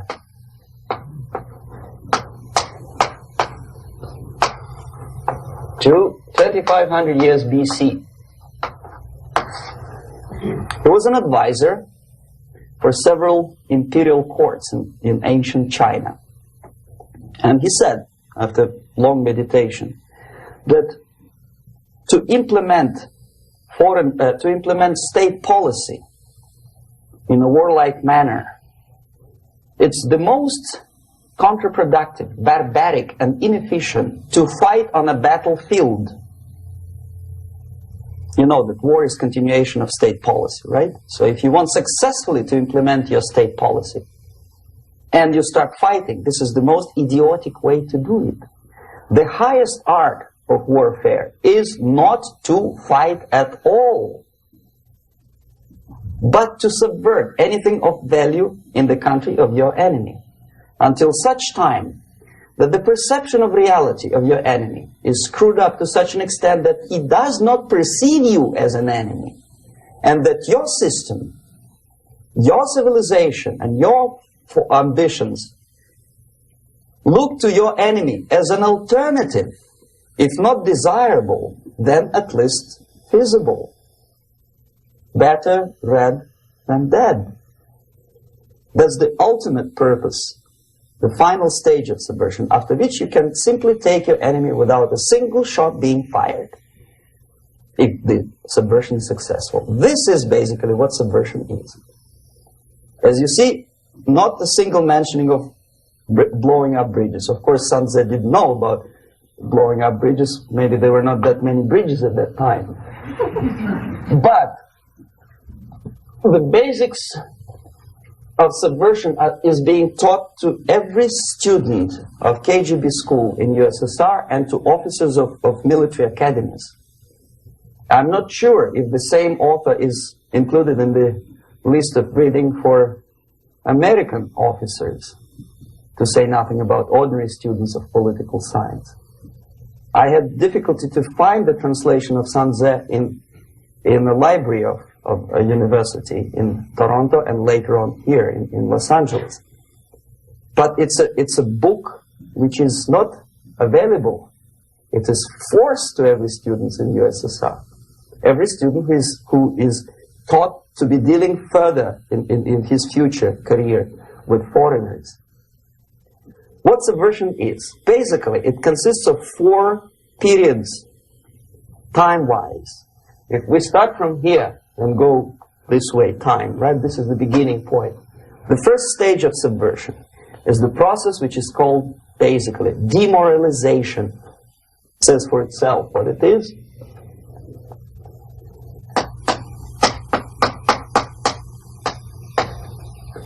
It takes from, say, 15 to 20 years to demoralize a society. Why 15 or 20 years? This is the time sufficient to educate one generation of students or children. One generation, one lifetime span of a person, a human being, which is dedicated to study, to shaping up the outlook, ideology, personality. No more, no less. Usually it takes from 15 to 20 years. What it includes? It includes influencing, or by various methods, infiltration, propaganda methods, direct contacts, doesn't really matter. I will describe them later. Of various areas where public opinion is formulated or shaped.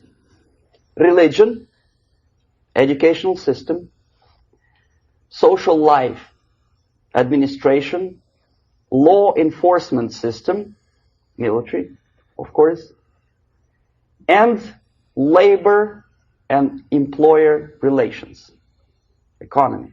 Okay? 5 areas. I will not write them down because we will not have enough space. Sometimes when I describe all the methods, students ask me question, are you sure this is the result of the Soviet influence? Not necessarily.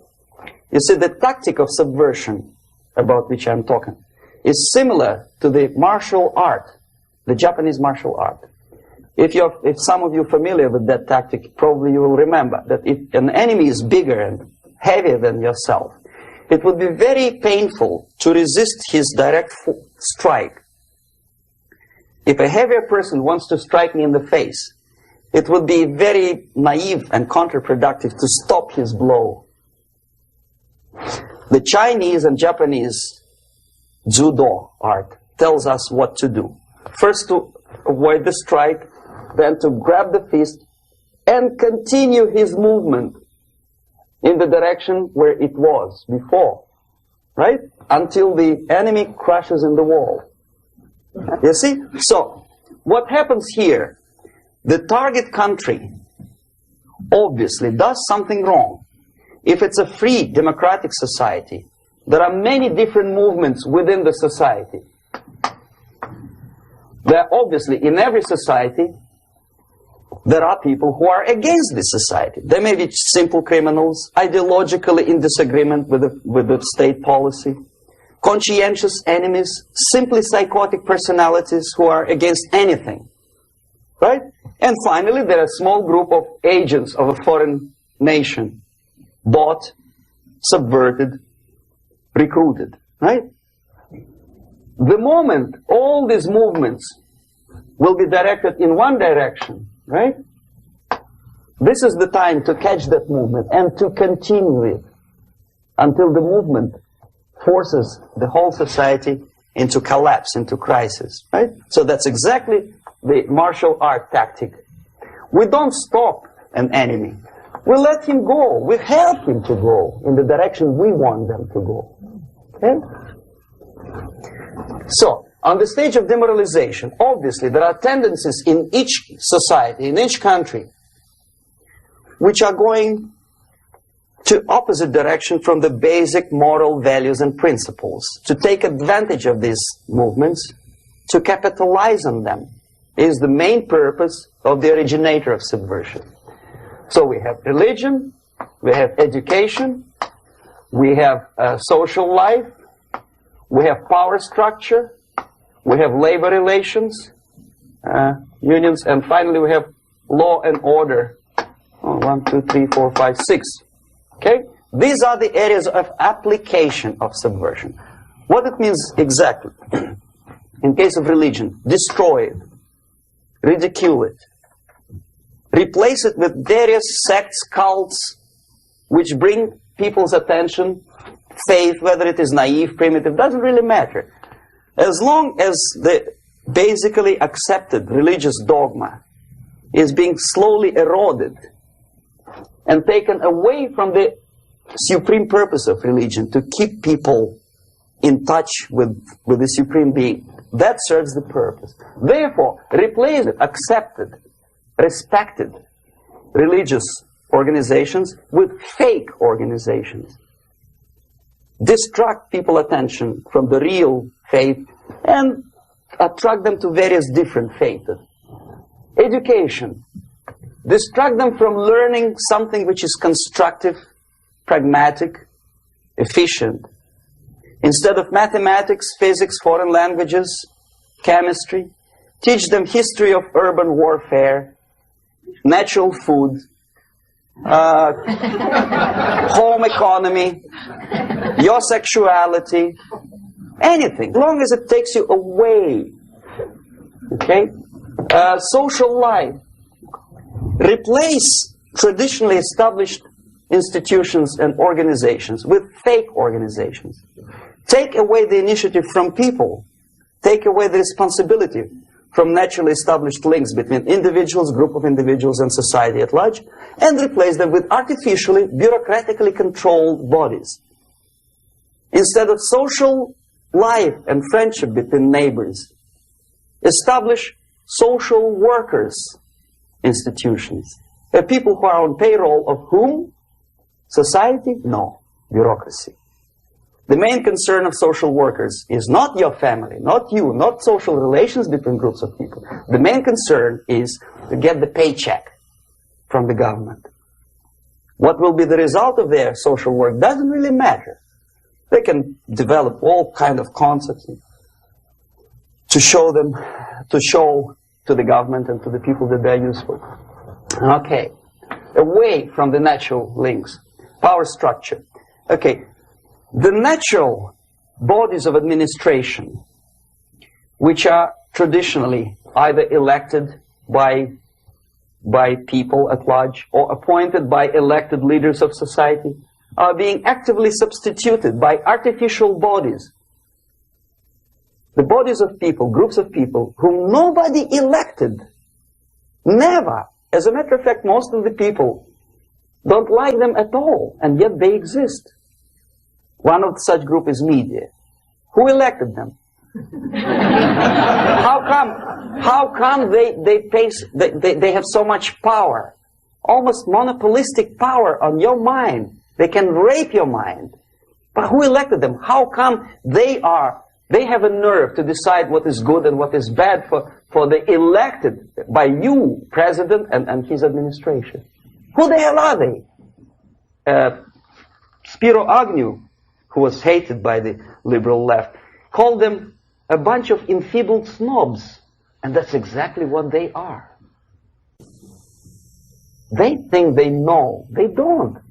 The level of mediocrity in a big establishment like New York Times, Los Angeles Times, major television network, you don't have to be excellent journalist.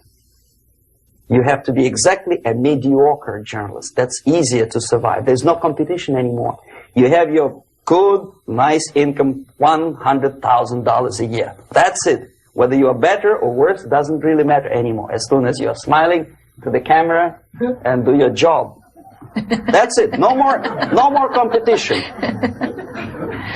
Power structure slowly is eroded by the bodies and groups of people who do not have neither qualification nor the will of people to keep them in power, and yet they do have power. Okay. Together with that, there is another process. Law enforcement, law and order organization and structure is being eroded.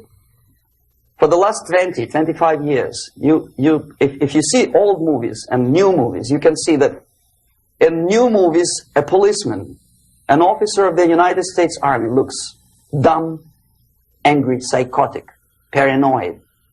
A criminal looks nice, kind of, well, he smokes hash and shoots the whatever drug, but basically he's a nice human being. He's creative.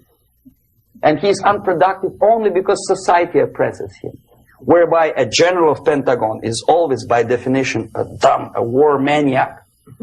A policeman is a pig, rude policeman. He abuses his power. No? A generalization like that. The hatred, the mistrust to the people who are supposed to protect you and enforce law and order. Moral relativity. The Angelo Buono process lasted 2 years in Los Angeles. And yet there are still some lawyers who say, look, he's a nice character, as a matter of fact. There was some witness who said, also a criminal, who said, well, he's a nice guy. I asked him one day to burn a house of my enemy, and he wouldn't do it. He's a nice fella. Erosion.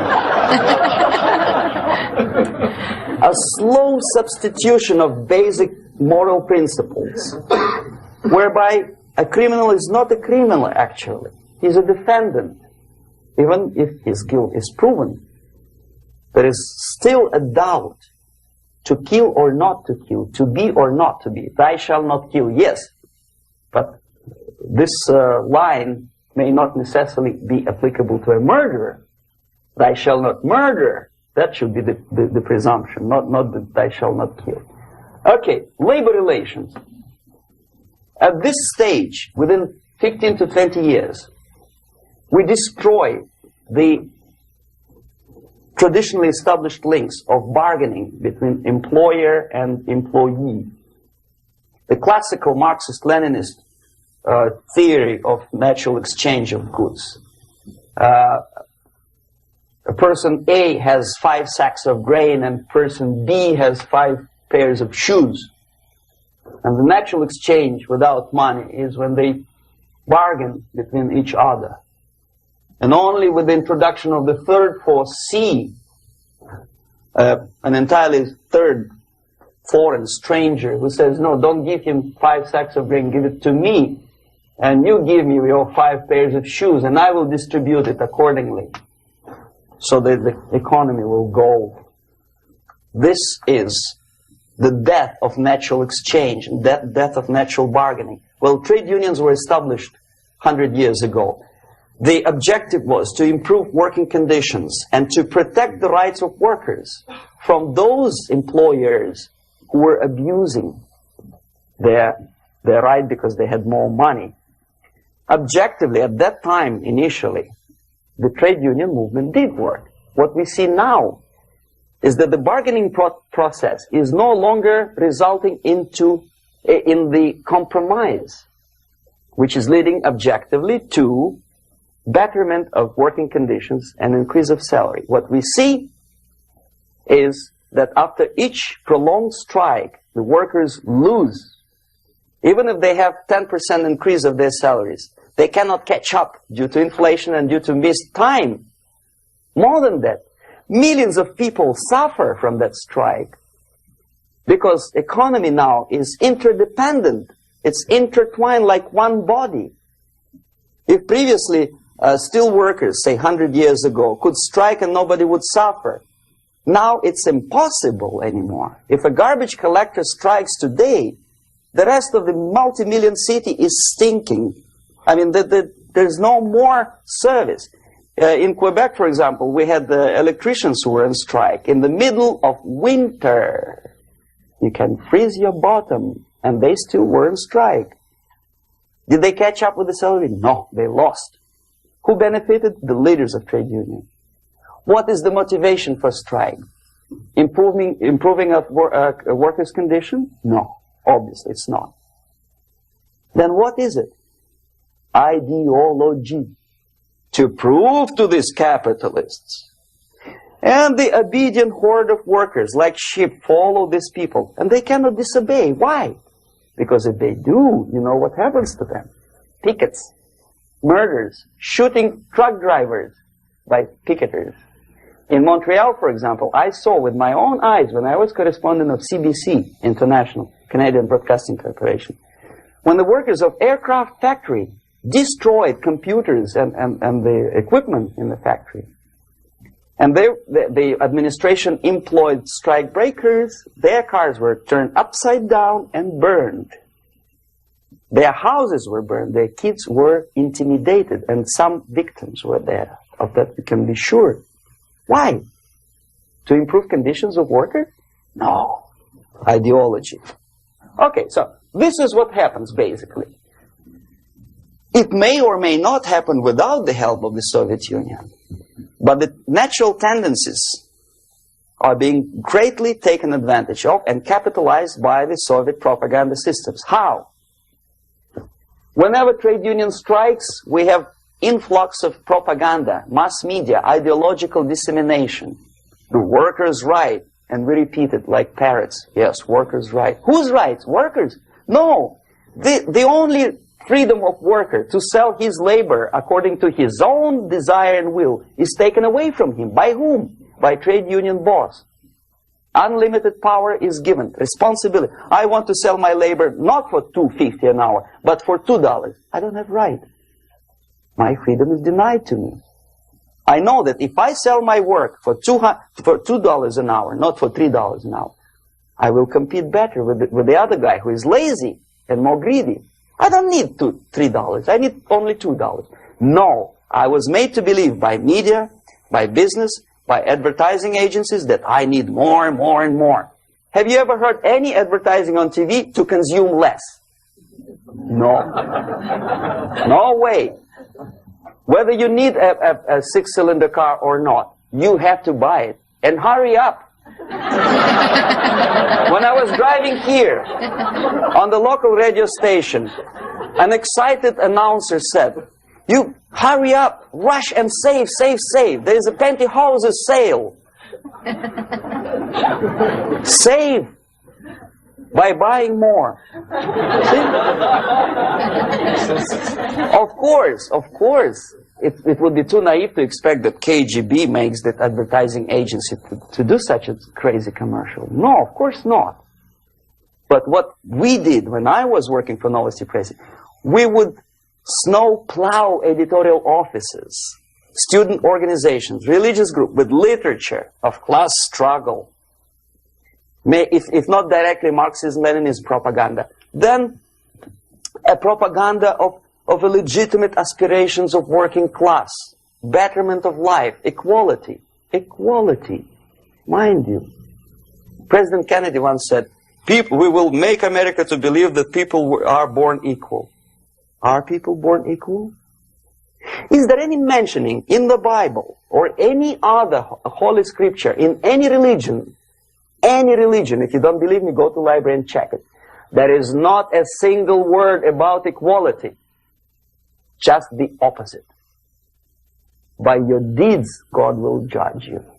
What you do is important. The merit of your personality. You cannot legislate equality. If you want to be equal, you have to be equal. You have to deserve it. And yet we build our society on the principle of equality. We say people are equal. We know it is false. It's a lie. Some people are tall and stupid. Others are short, bold, and clever.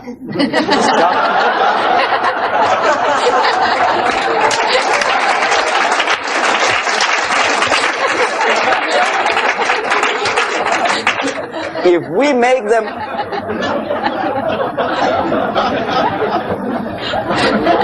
we make them equal by force, if we put the principle of equality in the basis of our socio-political structure, it's the same thing as building a house on sand. Sooner or later it will collapse, and that's exactly what happens. And we, as Soviet propaganda makers, are trying to push you in the direction which you go yourself. Equality, yes, equality. People are equal. Land of equal opportunities. Is it true or not? Think about it. Equal opportunities. Should there be equal opportunities? For me and for a lazy bastard who comes here from some other country and immediately registers as a welfare recipient benefits? I never received a single dollar. No, sorry, I did receive once. But I never applied for welfare. For the 13 years, I took any job. Security guard, journalist, taxi driver, anything. Well, I was restless, but some people don't like it. They immediately. So why should we have equal opportunities? Why? The equal opportunity to excel. Equal opportunity in equal circumstances, yes, but we know people are different. To excel, yes, provided we reach the same level of excellency, perfection, which is hypothetical, distant future. Yes, maybe. But we know perfectly well that even with the best intentions, people could not be equal. Why should we have equality in the, say, legal system? Myself, I'm considering myself a law-abiding citizen, and a person who comes here to rob and shoot, say, the United States administration under Carter imported thousands of Cuban criminals. They were non-criminals, yet they were accepted. Do you think it's fair if myself and my wife from Philippines, who work like a, horse as a lab technician in the hospital, should have the same rights as a criminal from Cuba? Why? And yet we repeat as parrots, equality, equality, equality. And the Soviet propaganda system helps us to believe that equality is something which is desirable. Democracy, as it was established by fathers of this country, of this system in the last century, is not equality. Is the system where different people, unequal people, have a chance to survive and help each other in constant competition, in constant perfection, not in equality, which is superimposed from a godfather or nice person in Washington, D.C. And the absolute equality exists in Soviet Union, quote-unquote equality. Everybody is equal in dirt. Except some people are more equal than the others in Politburo.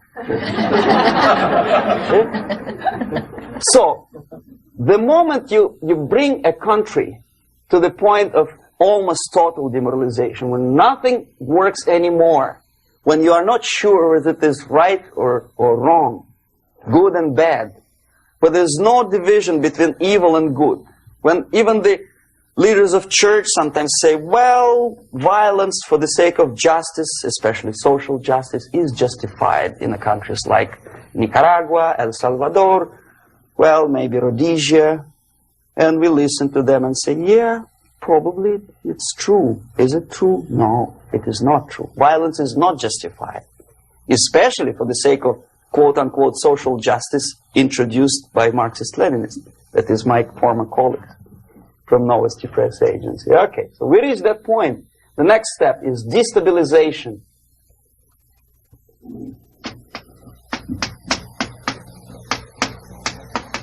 Again, this word says for itself what it is. To destabilize all the relations, all the accepted institutions and organizations in a country of your enemy.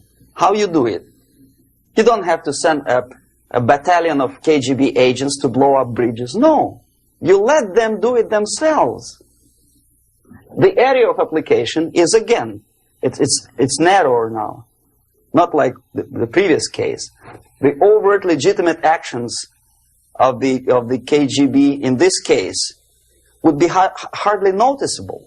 There is no crime if a professor who recently went to USSR introduces a course of Marxism-Leninism in a Californian college, for example. Nobody is going to come to his doorstep and say, okay, mister, come, you are under arrest. No, it's not a crime. It's not even considered a moral crime against your country. So the area of application here is narrowing down to economy, again, labor relations, right? To law and order, plus military. And economy, law and order. Yes, and again, the media, but wider scope, little bit different. I'll explain it later. Okay, basically 3 areas. Economy. The radicalization of bargaining process. If on that stage we still could achieve, theoretically, some positive compromise between the negotiating sides with say, arbitrary introduction of arbitrary judges, a third side, objectively judging the demands of both sides. Here it's radicalization. On the stage of destabilization, we cannot come to compromise even within a family. The husband and wife couldn't figure out which is better. Husband wants his kids to eat at the table, and wife wants a child to roam around the room and drop food all over the floor. They cannot come to compromise unless they start a fight. It's impossible to reach a compromise, constructive compromise, between neighbors. Some people say, I don't like you to watering your lawn at that time because exactly at that time I'm walking my dog and he's getting nervous. He cannot pass his bowels, you know. So they cannot compromise. They go to a civil court or something like that. Radicalization of human relations. No more compromise. Fight, fight, fight. The normal, traditionally accepted relations are destabilized. The relations between teachers and students in schools and colleges. Fight. The relations in economical sphere between laborers and employers are further radicalized. No more acceptance of the legitimacy of demands of workers. Unlike Japanese, with the theory Z, if you ever heard about it, where the workers are involved in decision-making process, therefore they don't have moral incentive to fight their bosses. In the United States, it's just the opposite. The harder is the fight, the better. The more heroic they look.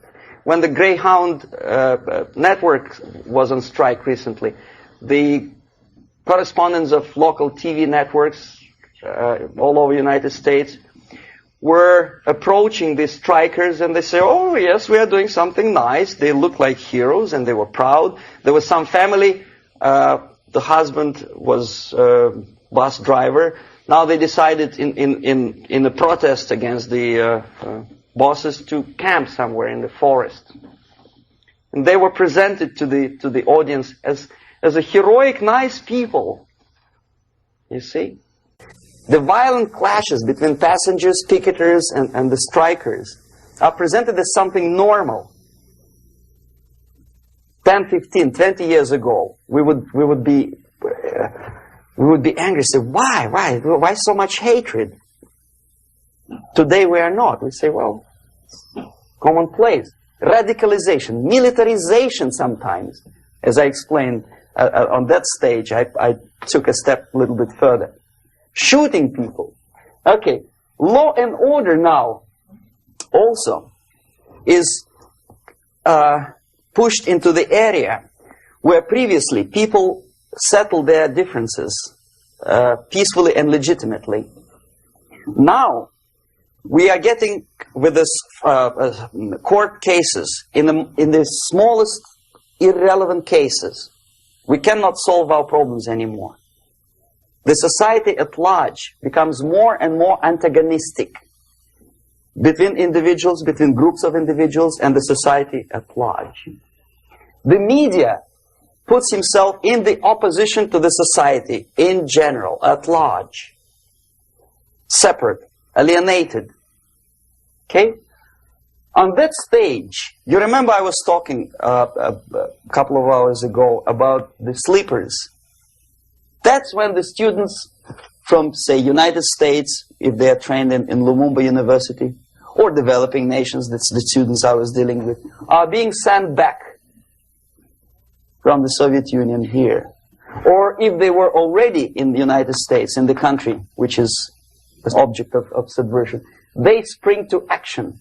The sleepers go up. They slept for 15 to 20 years. Now they become leaders of groups, preachers, I don't know, public figures. Prominently they actively include themselves in a political process. All of a sudden we see a homosexual. 15 years ago he did his dirty job and nobody cared. Now he makes it a political issue. He demands recognition, respect, human rights, and he rallies a large group of people. And there are violent clashes between him and police, his group and ordinary people, no matter what. It's black against white, yellows against green, doesn't matter where the division line goes. As long as this group come into antagonistic clash, sometimes militantly, sometimes with firearms, that is destabilization process. The sleepers, many of whom are simply KGB agents, become leaders of the process of destabilization. Doesn't mean that Comrade Andropov sends Comrade Ivanov to the United States. The person who takes care is already here. He is a respected citizen of the United States. Sometimes he gets money from various foundations for his legitimate struggle for, I don't know, human rights, women's rights, kid lib, prison lib, whatever. There are sympathetic Americans who donate their money to him. This stabilization process usually leads directly to the process of crisis. In case of developing nations, that's the area where I was active. The process starts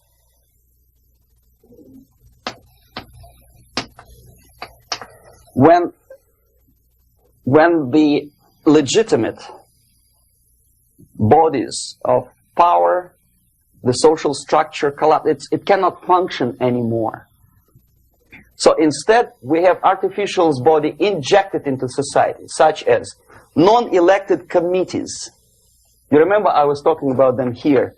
Social workers who are not elected by people, media who are self-appointed rulers of your opinion, some strange groups which claim that they know how to lead society forward. They don't usually. All they care is how to collect donations and sell their own concocted ideology, mixture of religion and ideology. Here, we have all this artificial's body claiming power. If the power is denied to them, they take it by force. In case of Iran, for example, all of a sudden we have revolutionary committees. What kind of revolution? There was no revolution yet, and yet they had the committees. They were taking power of judgment. They had the power of execution, they had the power of legislation, and that they had the power of judicial. All of them combined in one person, who is half-baked intellectual, sometimes graduated from Harvard University or Berkeley. He comes back to his country and he thinks that he knows the answer to all the social, economical problems. Okay? Crisis is when society cannot function any more productively. It collapses, obviously. That's the word for crisis. So therefore, the population at large is looking for a savior. The religious groups are expecting a Messiah to come. The workers say, we have family to feed. Let's have a strong government, maybe socialist government, centralized. When somebody put the employers on their place and let us work. We are sick and tired of going to strike and missing overtime and all that stuff. We need some strong man, strong government, a leader, a savior is needed. Population is sick and tired already. And here we are. We have a savior.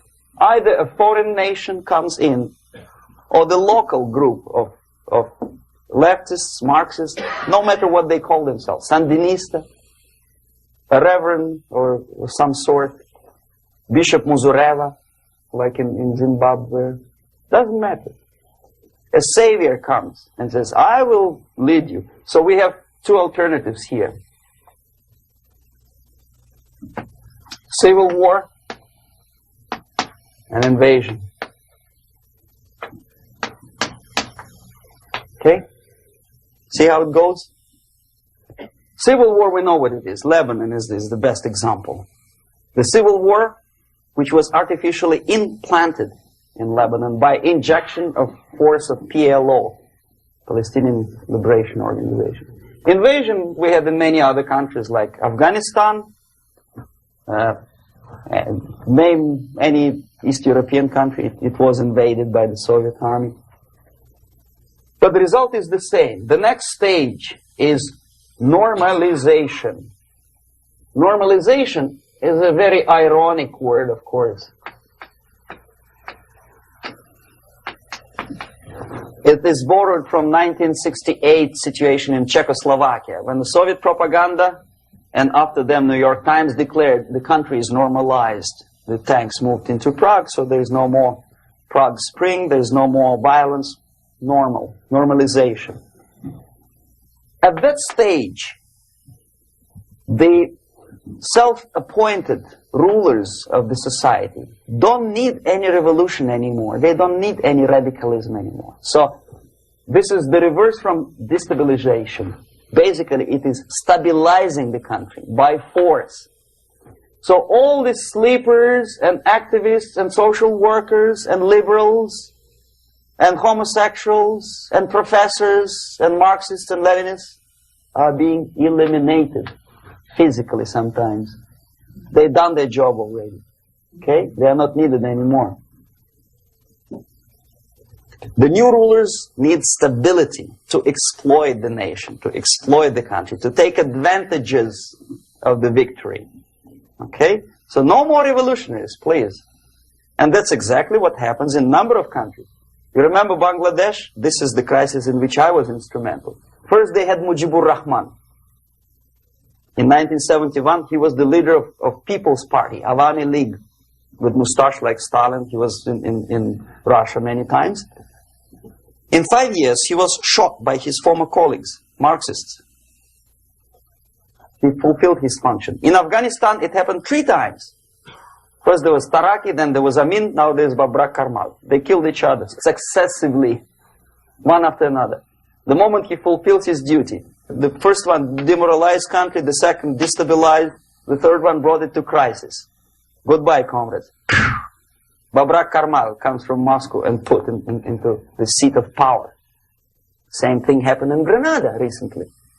Maurice Bishop, Marxist, was killed by Austin, what's his name, General something, who was also a Marxist.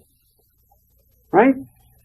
So no more revolutions, please. Normalization now. From now on, no more strikes, no more homosexuals, no more women lib, no more kid lib, no more lib, period. A good, solid, democratic, proletarian freedom. That's it. Now, to reverse this process takes enormous effort. When today, United States had to invade Grenada to reverse the process of subversion. Some people say, boy, this is not good, it's not kosher to invade the beautiful country, island of Grenada. Well, why didn't you stop the process here, when Grenada was just approached by leftists? Why not to prevent Maurice Bishop to come in power in the first place? Did Grenadians want him? Very questionable. They didn't know who was Maurice Bishop in the first place. He came to power by coup d'etat himself. Okay? No, we let the situation develop further and further and further until the crisis and normalization very soon. And then the United States decided to invade country, discovering that the country was absolutely a military base for the Soviet Union. Of course it's a drastic measure. Of course it's a pity that Marine Corps had to lose, what, 17 lives. Very bad. Why not to stop the process before it comes to crisis? Oh, no, intellectuals will not let you. It's interference into domestic affairs. They're very careful not to let American administration to interfere in domestic affairs of Latin American countries. They don't mind Soviet Union interfere in these affairs. Okay. So to reverse this process, from here, it takes only and always military force. No other force on earth can reverse this process at this point. At this point, it does not take military invasion of the United States Army. It takes strong action, like in Chile. A CIA covert involvement to prevent the savior from outside to come into power and to stabilize country before it erupts into civil war.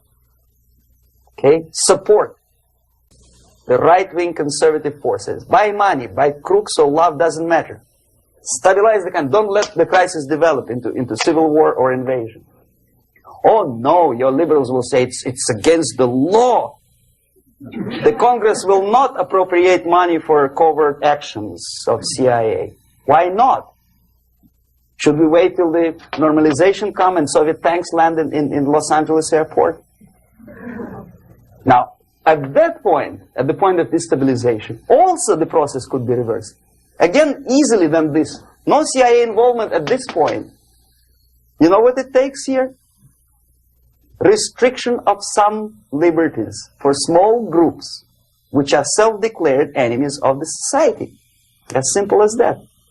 Oh no, the media and liberals will tell you this is against the American Constitution. How can we, by force, deny the civil rights to criminals, for example? It's not good. Okay? So we allow them to. Okay, if you allow the criminals to have civil rights, go on and bring the country to the crisis. This is a bloodless way to do.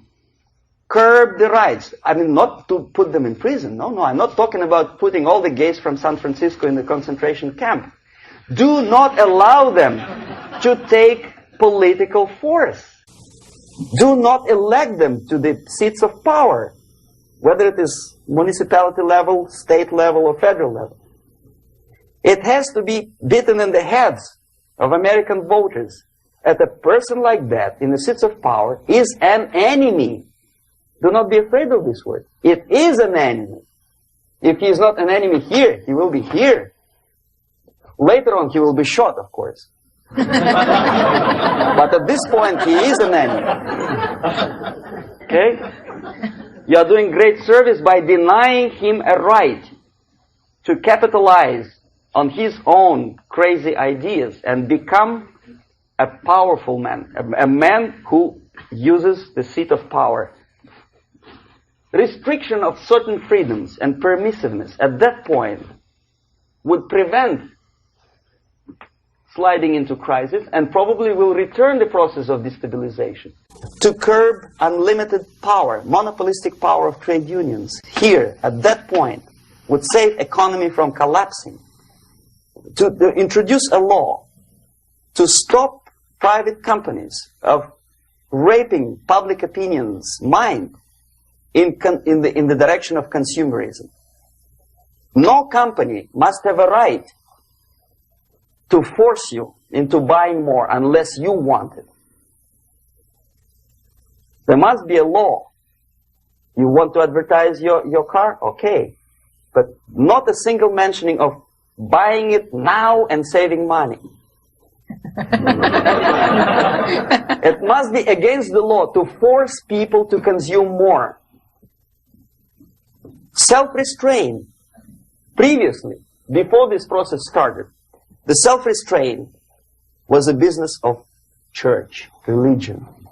Because our preachers, the fathers of church, would tell us, material values are good, but it's not the prime function of human being. Because you have to live with something. Obviously, the design for our life is not to consume more deodorants. There must be something greater. If such a complicated instrument as human body was created, obviously there must be some higher purpose for that. And it's very easy to avoid destabilization by denying the greedy companies one little freedom, one little liberty, forcing you into turning yourself into processors of unwanted products and goods. They turn you into machines, like the worm who there's inlet and outlet. So, and how long an average appliance lasts these days? Less than a year. Why? Where's workmanship? Oh, we want you to buy more. Okay. Destabilization process could be easily overcome if, as I say, the society, by its own will or after persuasion by the leaders, will come to the idea of self-restraint. It's so hard, we want to consume more, but you have to. Unless you will come to this stage, when, as we say in Russia, if Sahara Desert ever becomes a communist state, there will be shortage of sand. So you have to curb your... You have to curb your expectations at this point before it's too late. But no, we don't want to do it. Demoralization process. Again, it's the easiest thing to reverse. First of all, by restricting import of propaganda. The easiest thing to do. Unlimited, unrestrained import of Soviet literature, Soviet journalists. Giving Soviet propaganda and ideological agitators equal time on American TV network. It has to be stopped. And it's easier. They won't be offended, mind you. As a matter of fact, they will respect America more. But when my former colleague Vladimir Posner appears on Nightline and Ted Koppel asks him, well, Vladimir, what do you think about this and that? What can he think? He is an instrument of propaganda. He thinks what Comrade Andropov tells him to think. He's just a nice, articulate mouthpiece of the Soviet subversion system. And Ted Koppel makes you believe that my friend Vladimir Posner thinks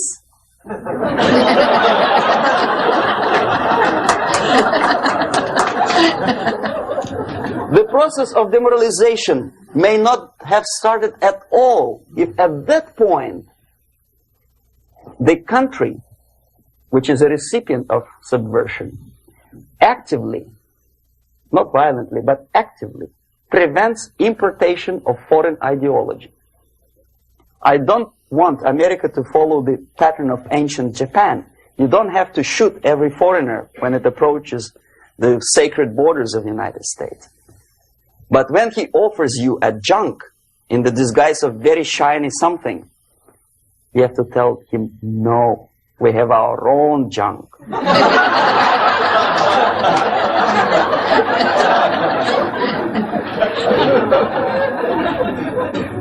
At that point, the society is strong, brave, and conscientious enough to stop importation of ideas which are foreign. Then the whole chain of events could be prevented. Recently I've been to Philippines, and I was shocked how in big cities like Manila, children listen to deafening music. A melodious nation with long traditions of good, nice ethnic music, introduced by Spanish long time ago, maybe 2 centuries, 3 centuries ago, I don't remember how long. All of a sudden listen to musical garbage, blasting their radios at full blast, at full volume. Why?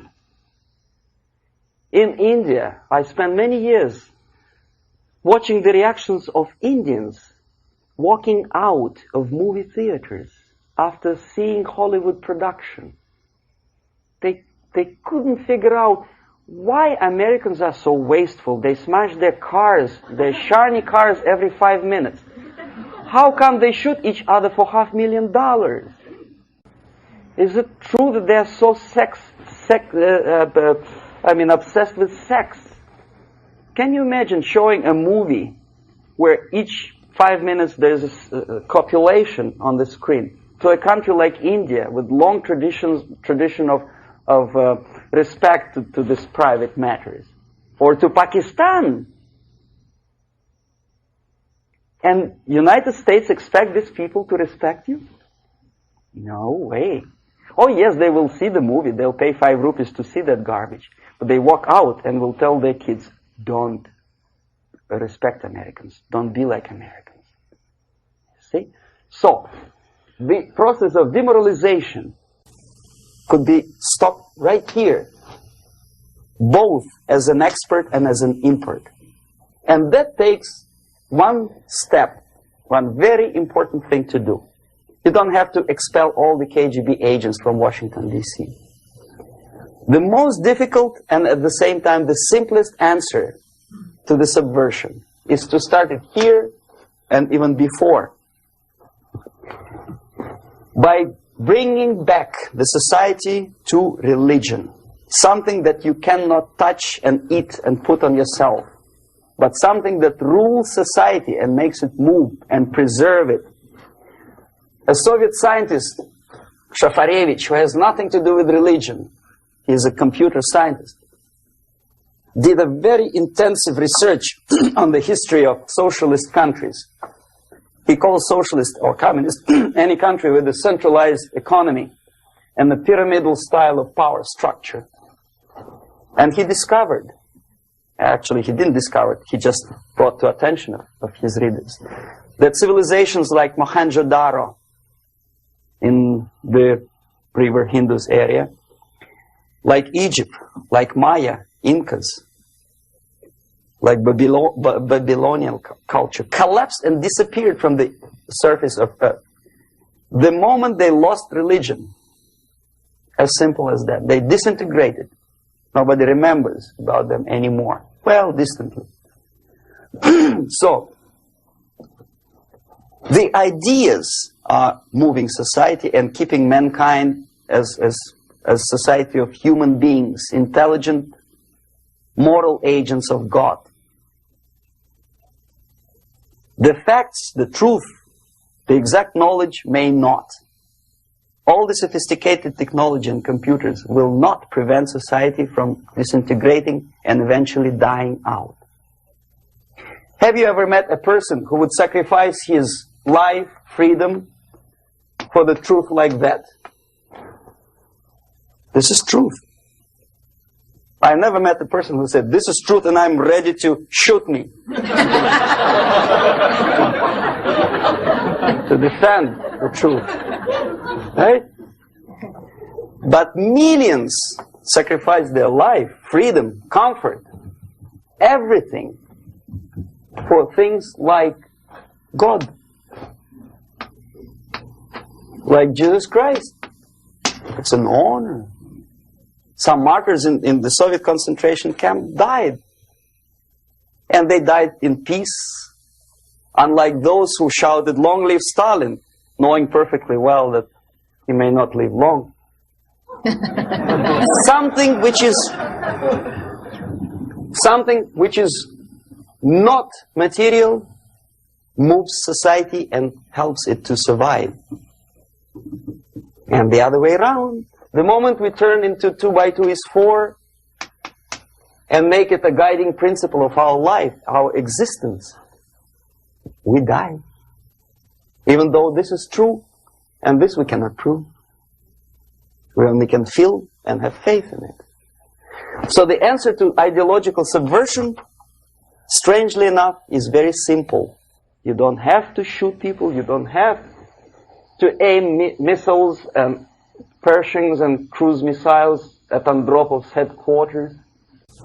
You simply have to have faith and prevent subversion. In other words, not to be a victim of subversion. Don't try to be a person who in judo is trying to smash your enemy and being caught by your hand. Don't strike like that. Strike with the power of your spirit and moral superiority. If you don't have that power, it's high time to develop it. And that's the only answer. That's it. Thank you.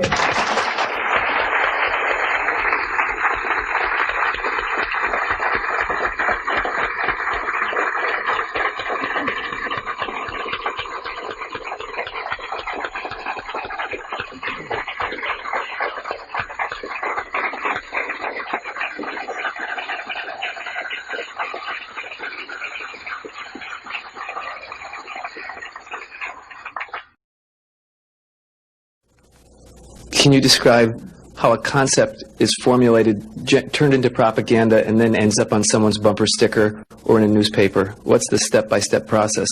The other thing is, how close is the Politburo to the actual propaganda creating process?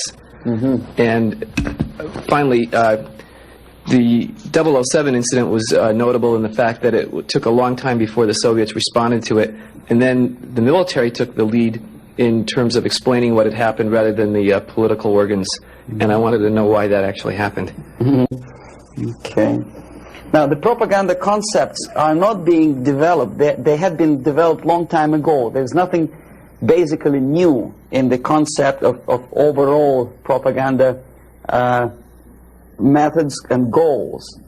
The ultimate goal, however ridiculous it may sound, or primitive or simplistic, is the world domination. Many experts in foreign policy would ridicule my opinion, but this is what it is. I saw it with my own eyes. I was a part of that.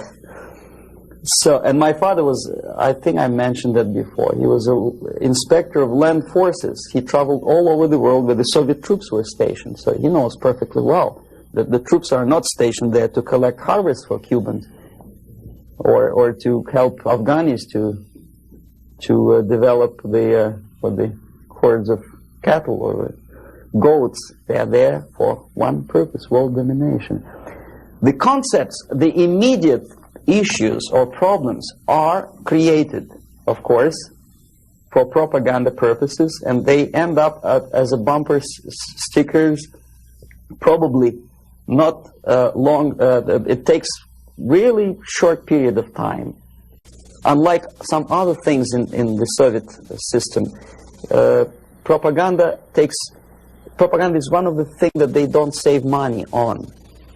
And there is a huge apparatus of propaganda experts in USSR. Novosti Press Agency is just one of them, one of the organizations.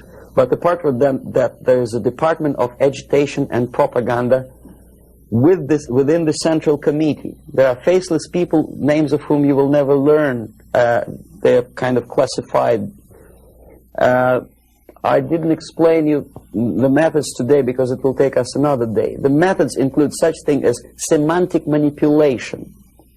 The words and expressions are being coined at the rate of 5 expressions a minute by extremely clever, educated experts. And the media outside of USSR obediently repeats this cliché. I give you just several examples, not to take your time, not to bore you to death. Okay, I mentioned one thing, United Nations. The expression was invented by the Soviet propaganda experts, not by Americans. We know perfectly well it's not united, and it has nothing to do with nations. More than half of the delegations in UN do not represent any nation at all. They are disunited, obviously. The United Nations had not been able to solve a single military conflict. Nowhere in the world. They provoked war, yes, they took part in wars, but they didn't prevent expansion of communism, or they did not prevent a single war anywhere.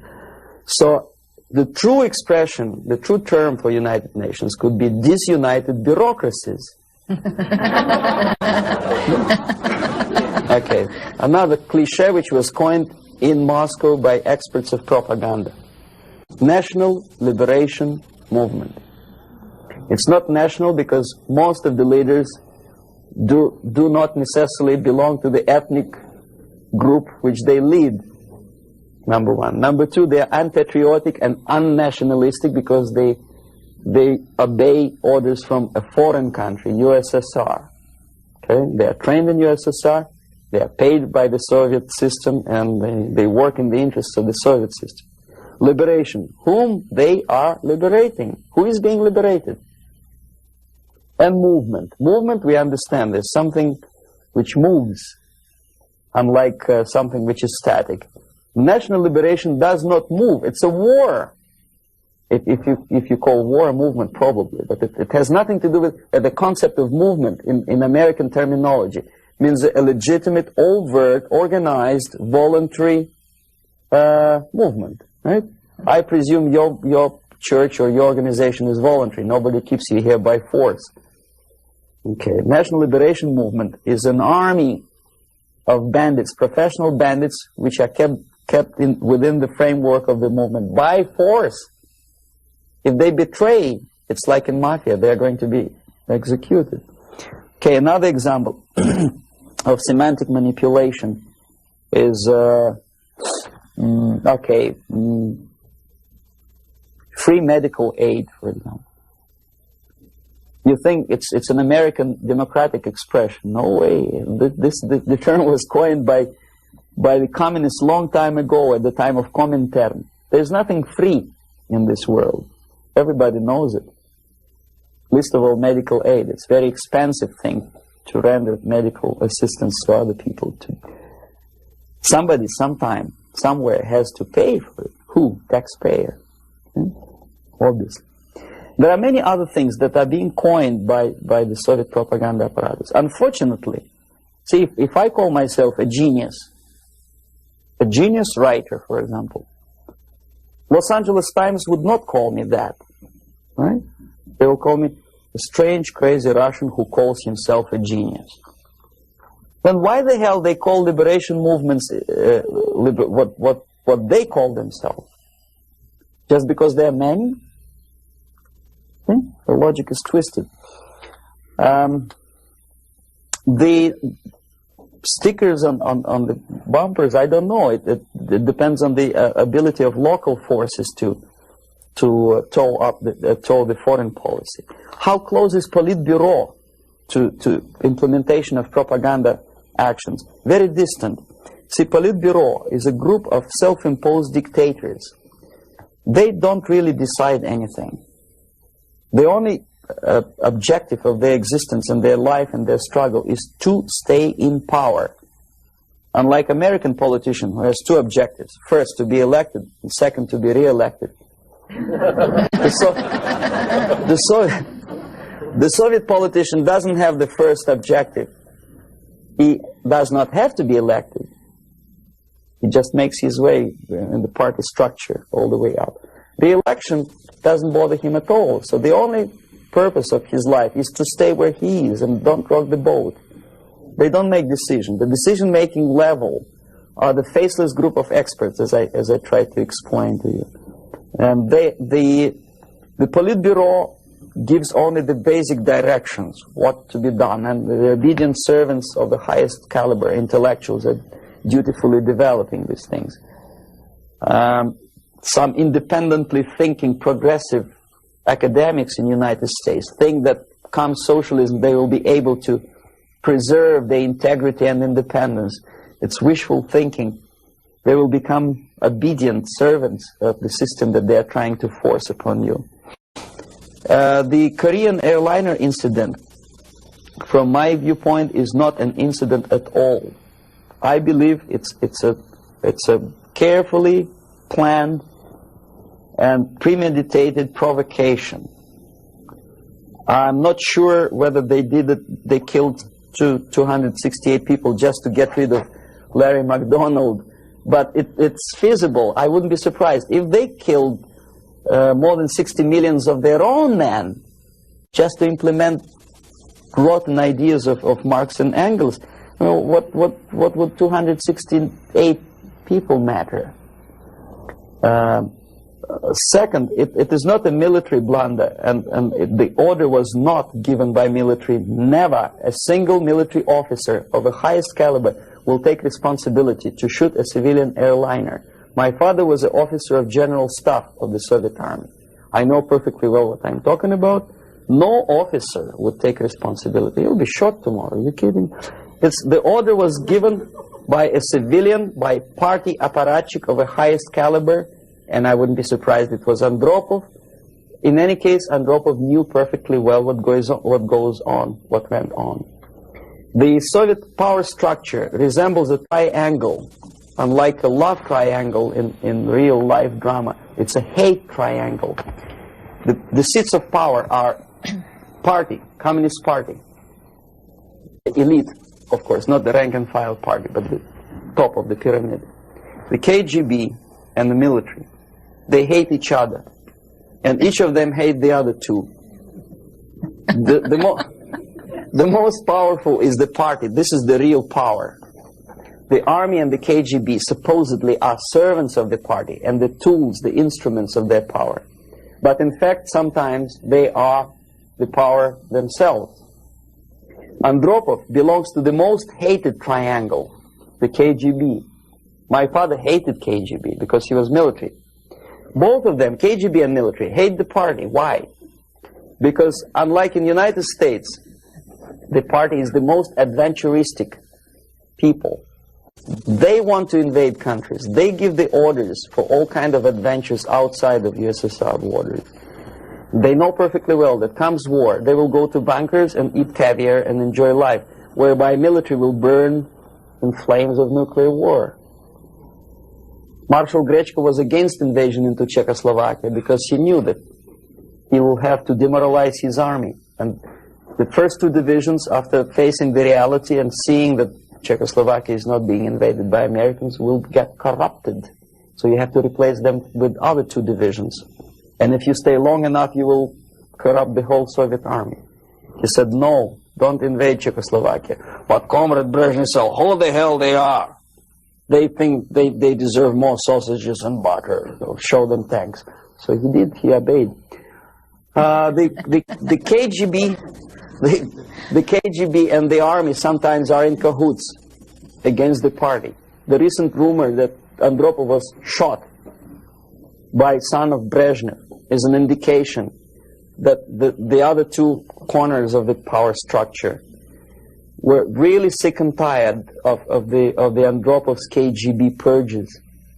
You know, there were purges. Many people lost their jobs, and some were arrested, and some committed suicide in the span of some 10 months since Andropov was sentenced to power. So that gives you an idea of the Korean airliner incident is premeditated provocation to create an international tension, because the only power on earth which is interested in provoking conflicts and preserving tension is the Soviet junta. That's the only justification of them being in power. If there is no enemy outside, they have to create him. If there is no war, they have to provoke it, to scare the hell out of taxpayers inside, and to keep themselves in power. There are so many theories. One of them is expressed by I wouldn't say a friend of mine, but I know him. There's another defector, Nikolai Khokhlov, who defected long time before I even joined KGB. He was also a KGB in Western Europe. Now he teaches psychology in one of California universities. He thinks that the Soviet Union developed an ESP, would you believe it, system of influencing the perception and minds of people. And the generators of ESP willpower can be focused on individuals and groups of individuals so efficiently that you can literally focus that beam or whatever it is on a pilot or two pilots or three pilots and convince them that actually they are flying on the safe territory, so there is no need, you can convince them that there is no need to contact the ground-based station, and you can artificially draw the plane by brainwave into the Soviet airspace. Whether it is true or not, I don't know. But I know one thing, that when I was a student and I graduated from Oriental Studies Institute, one of my friends, he was an extremely intelligent Jewish boy. He graduated from the mathematical department of Moscow State University. After 3 years, I returned from India for vacation, and I met him in the during the reception at the Academy of Science, and I said, "What are you doing here?" He said, "I'm working in a secret research bureau." You know, the secret, which means basically defense industry, they don't have addresses, they have post box numbers. And I say, is it that much secret that you cannot tell me what you research? He said, "You wouldn't believe me, brain waves." And I never saw him again. ESP, which officially in the Soviet media is described as a pseudoscience and decadent capitalist gimmick to sidetrack the minds of proletariat from the real issues of class struggle. But obviously KGB takes seriously that pseudoscience.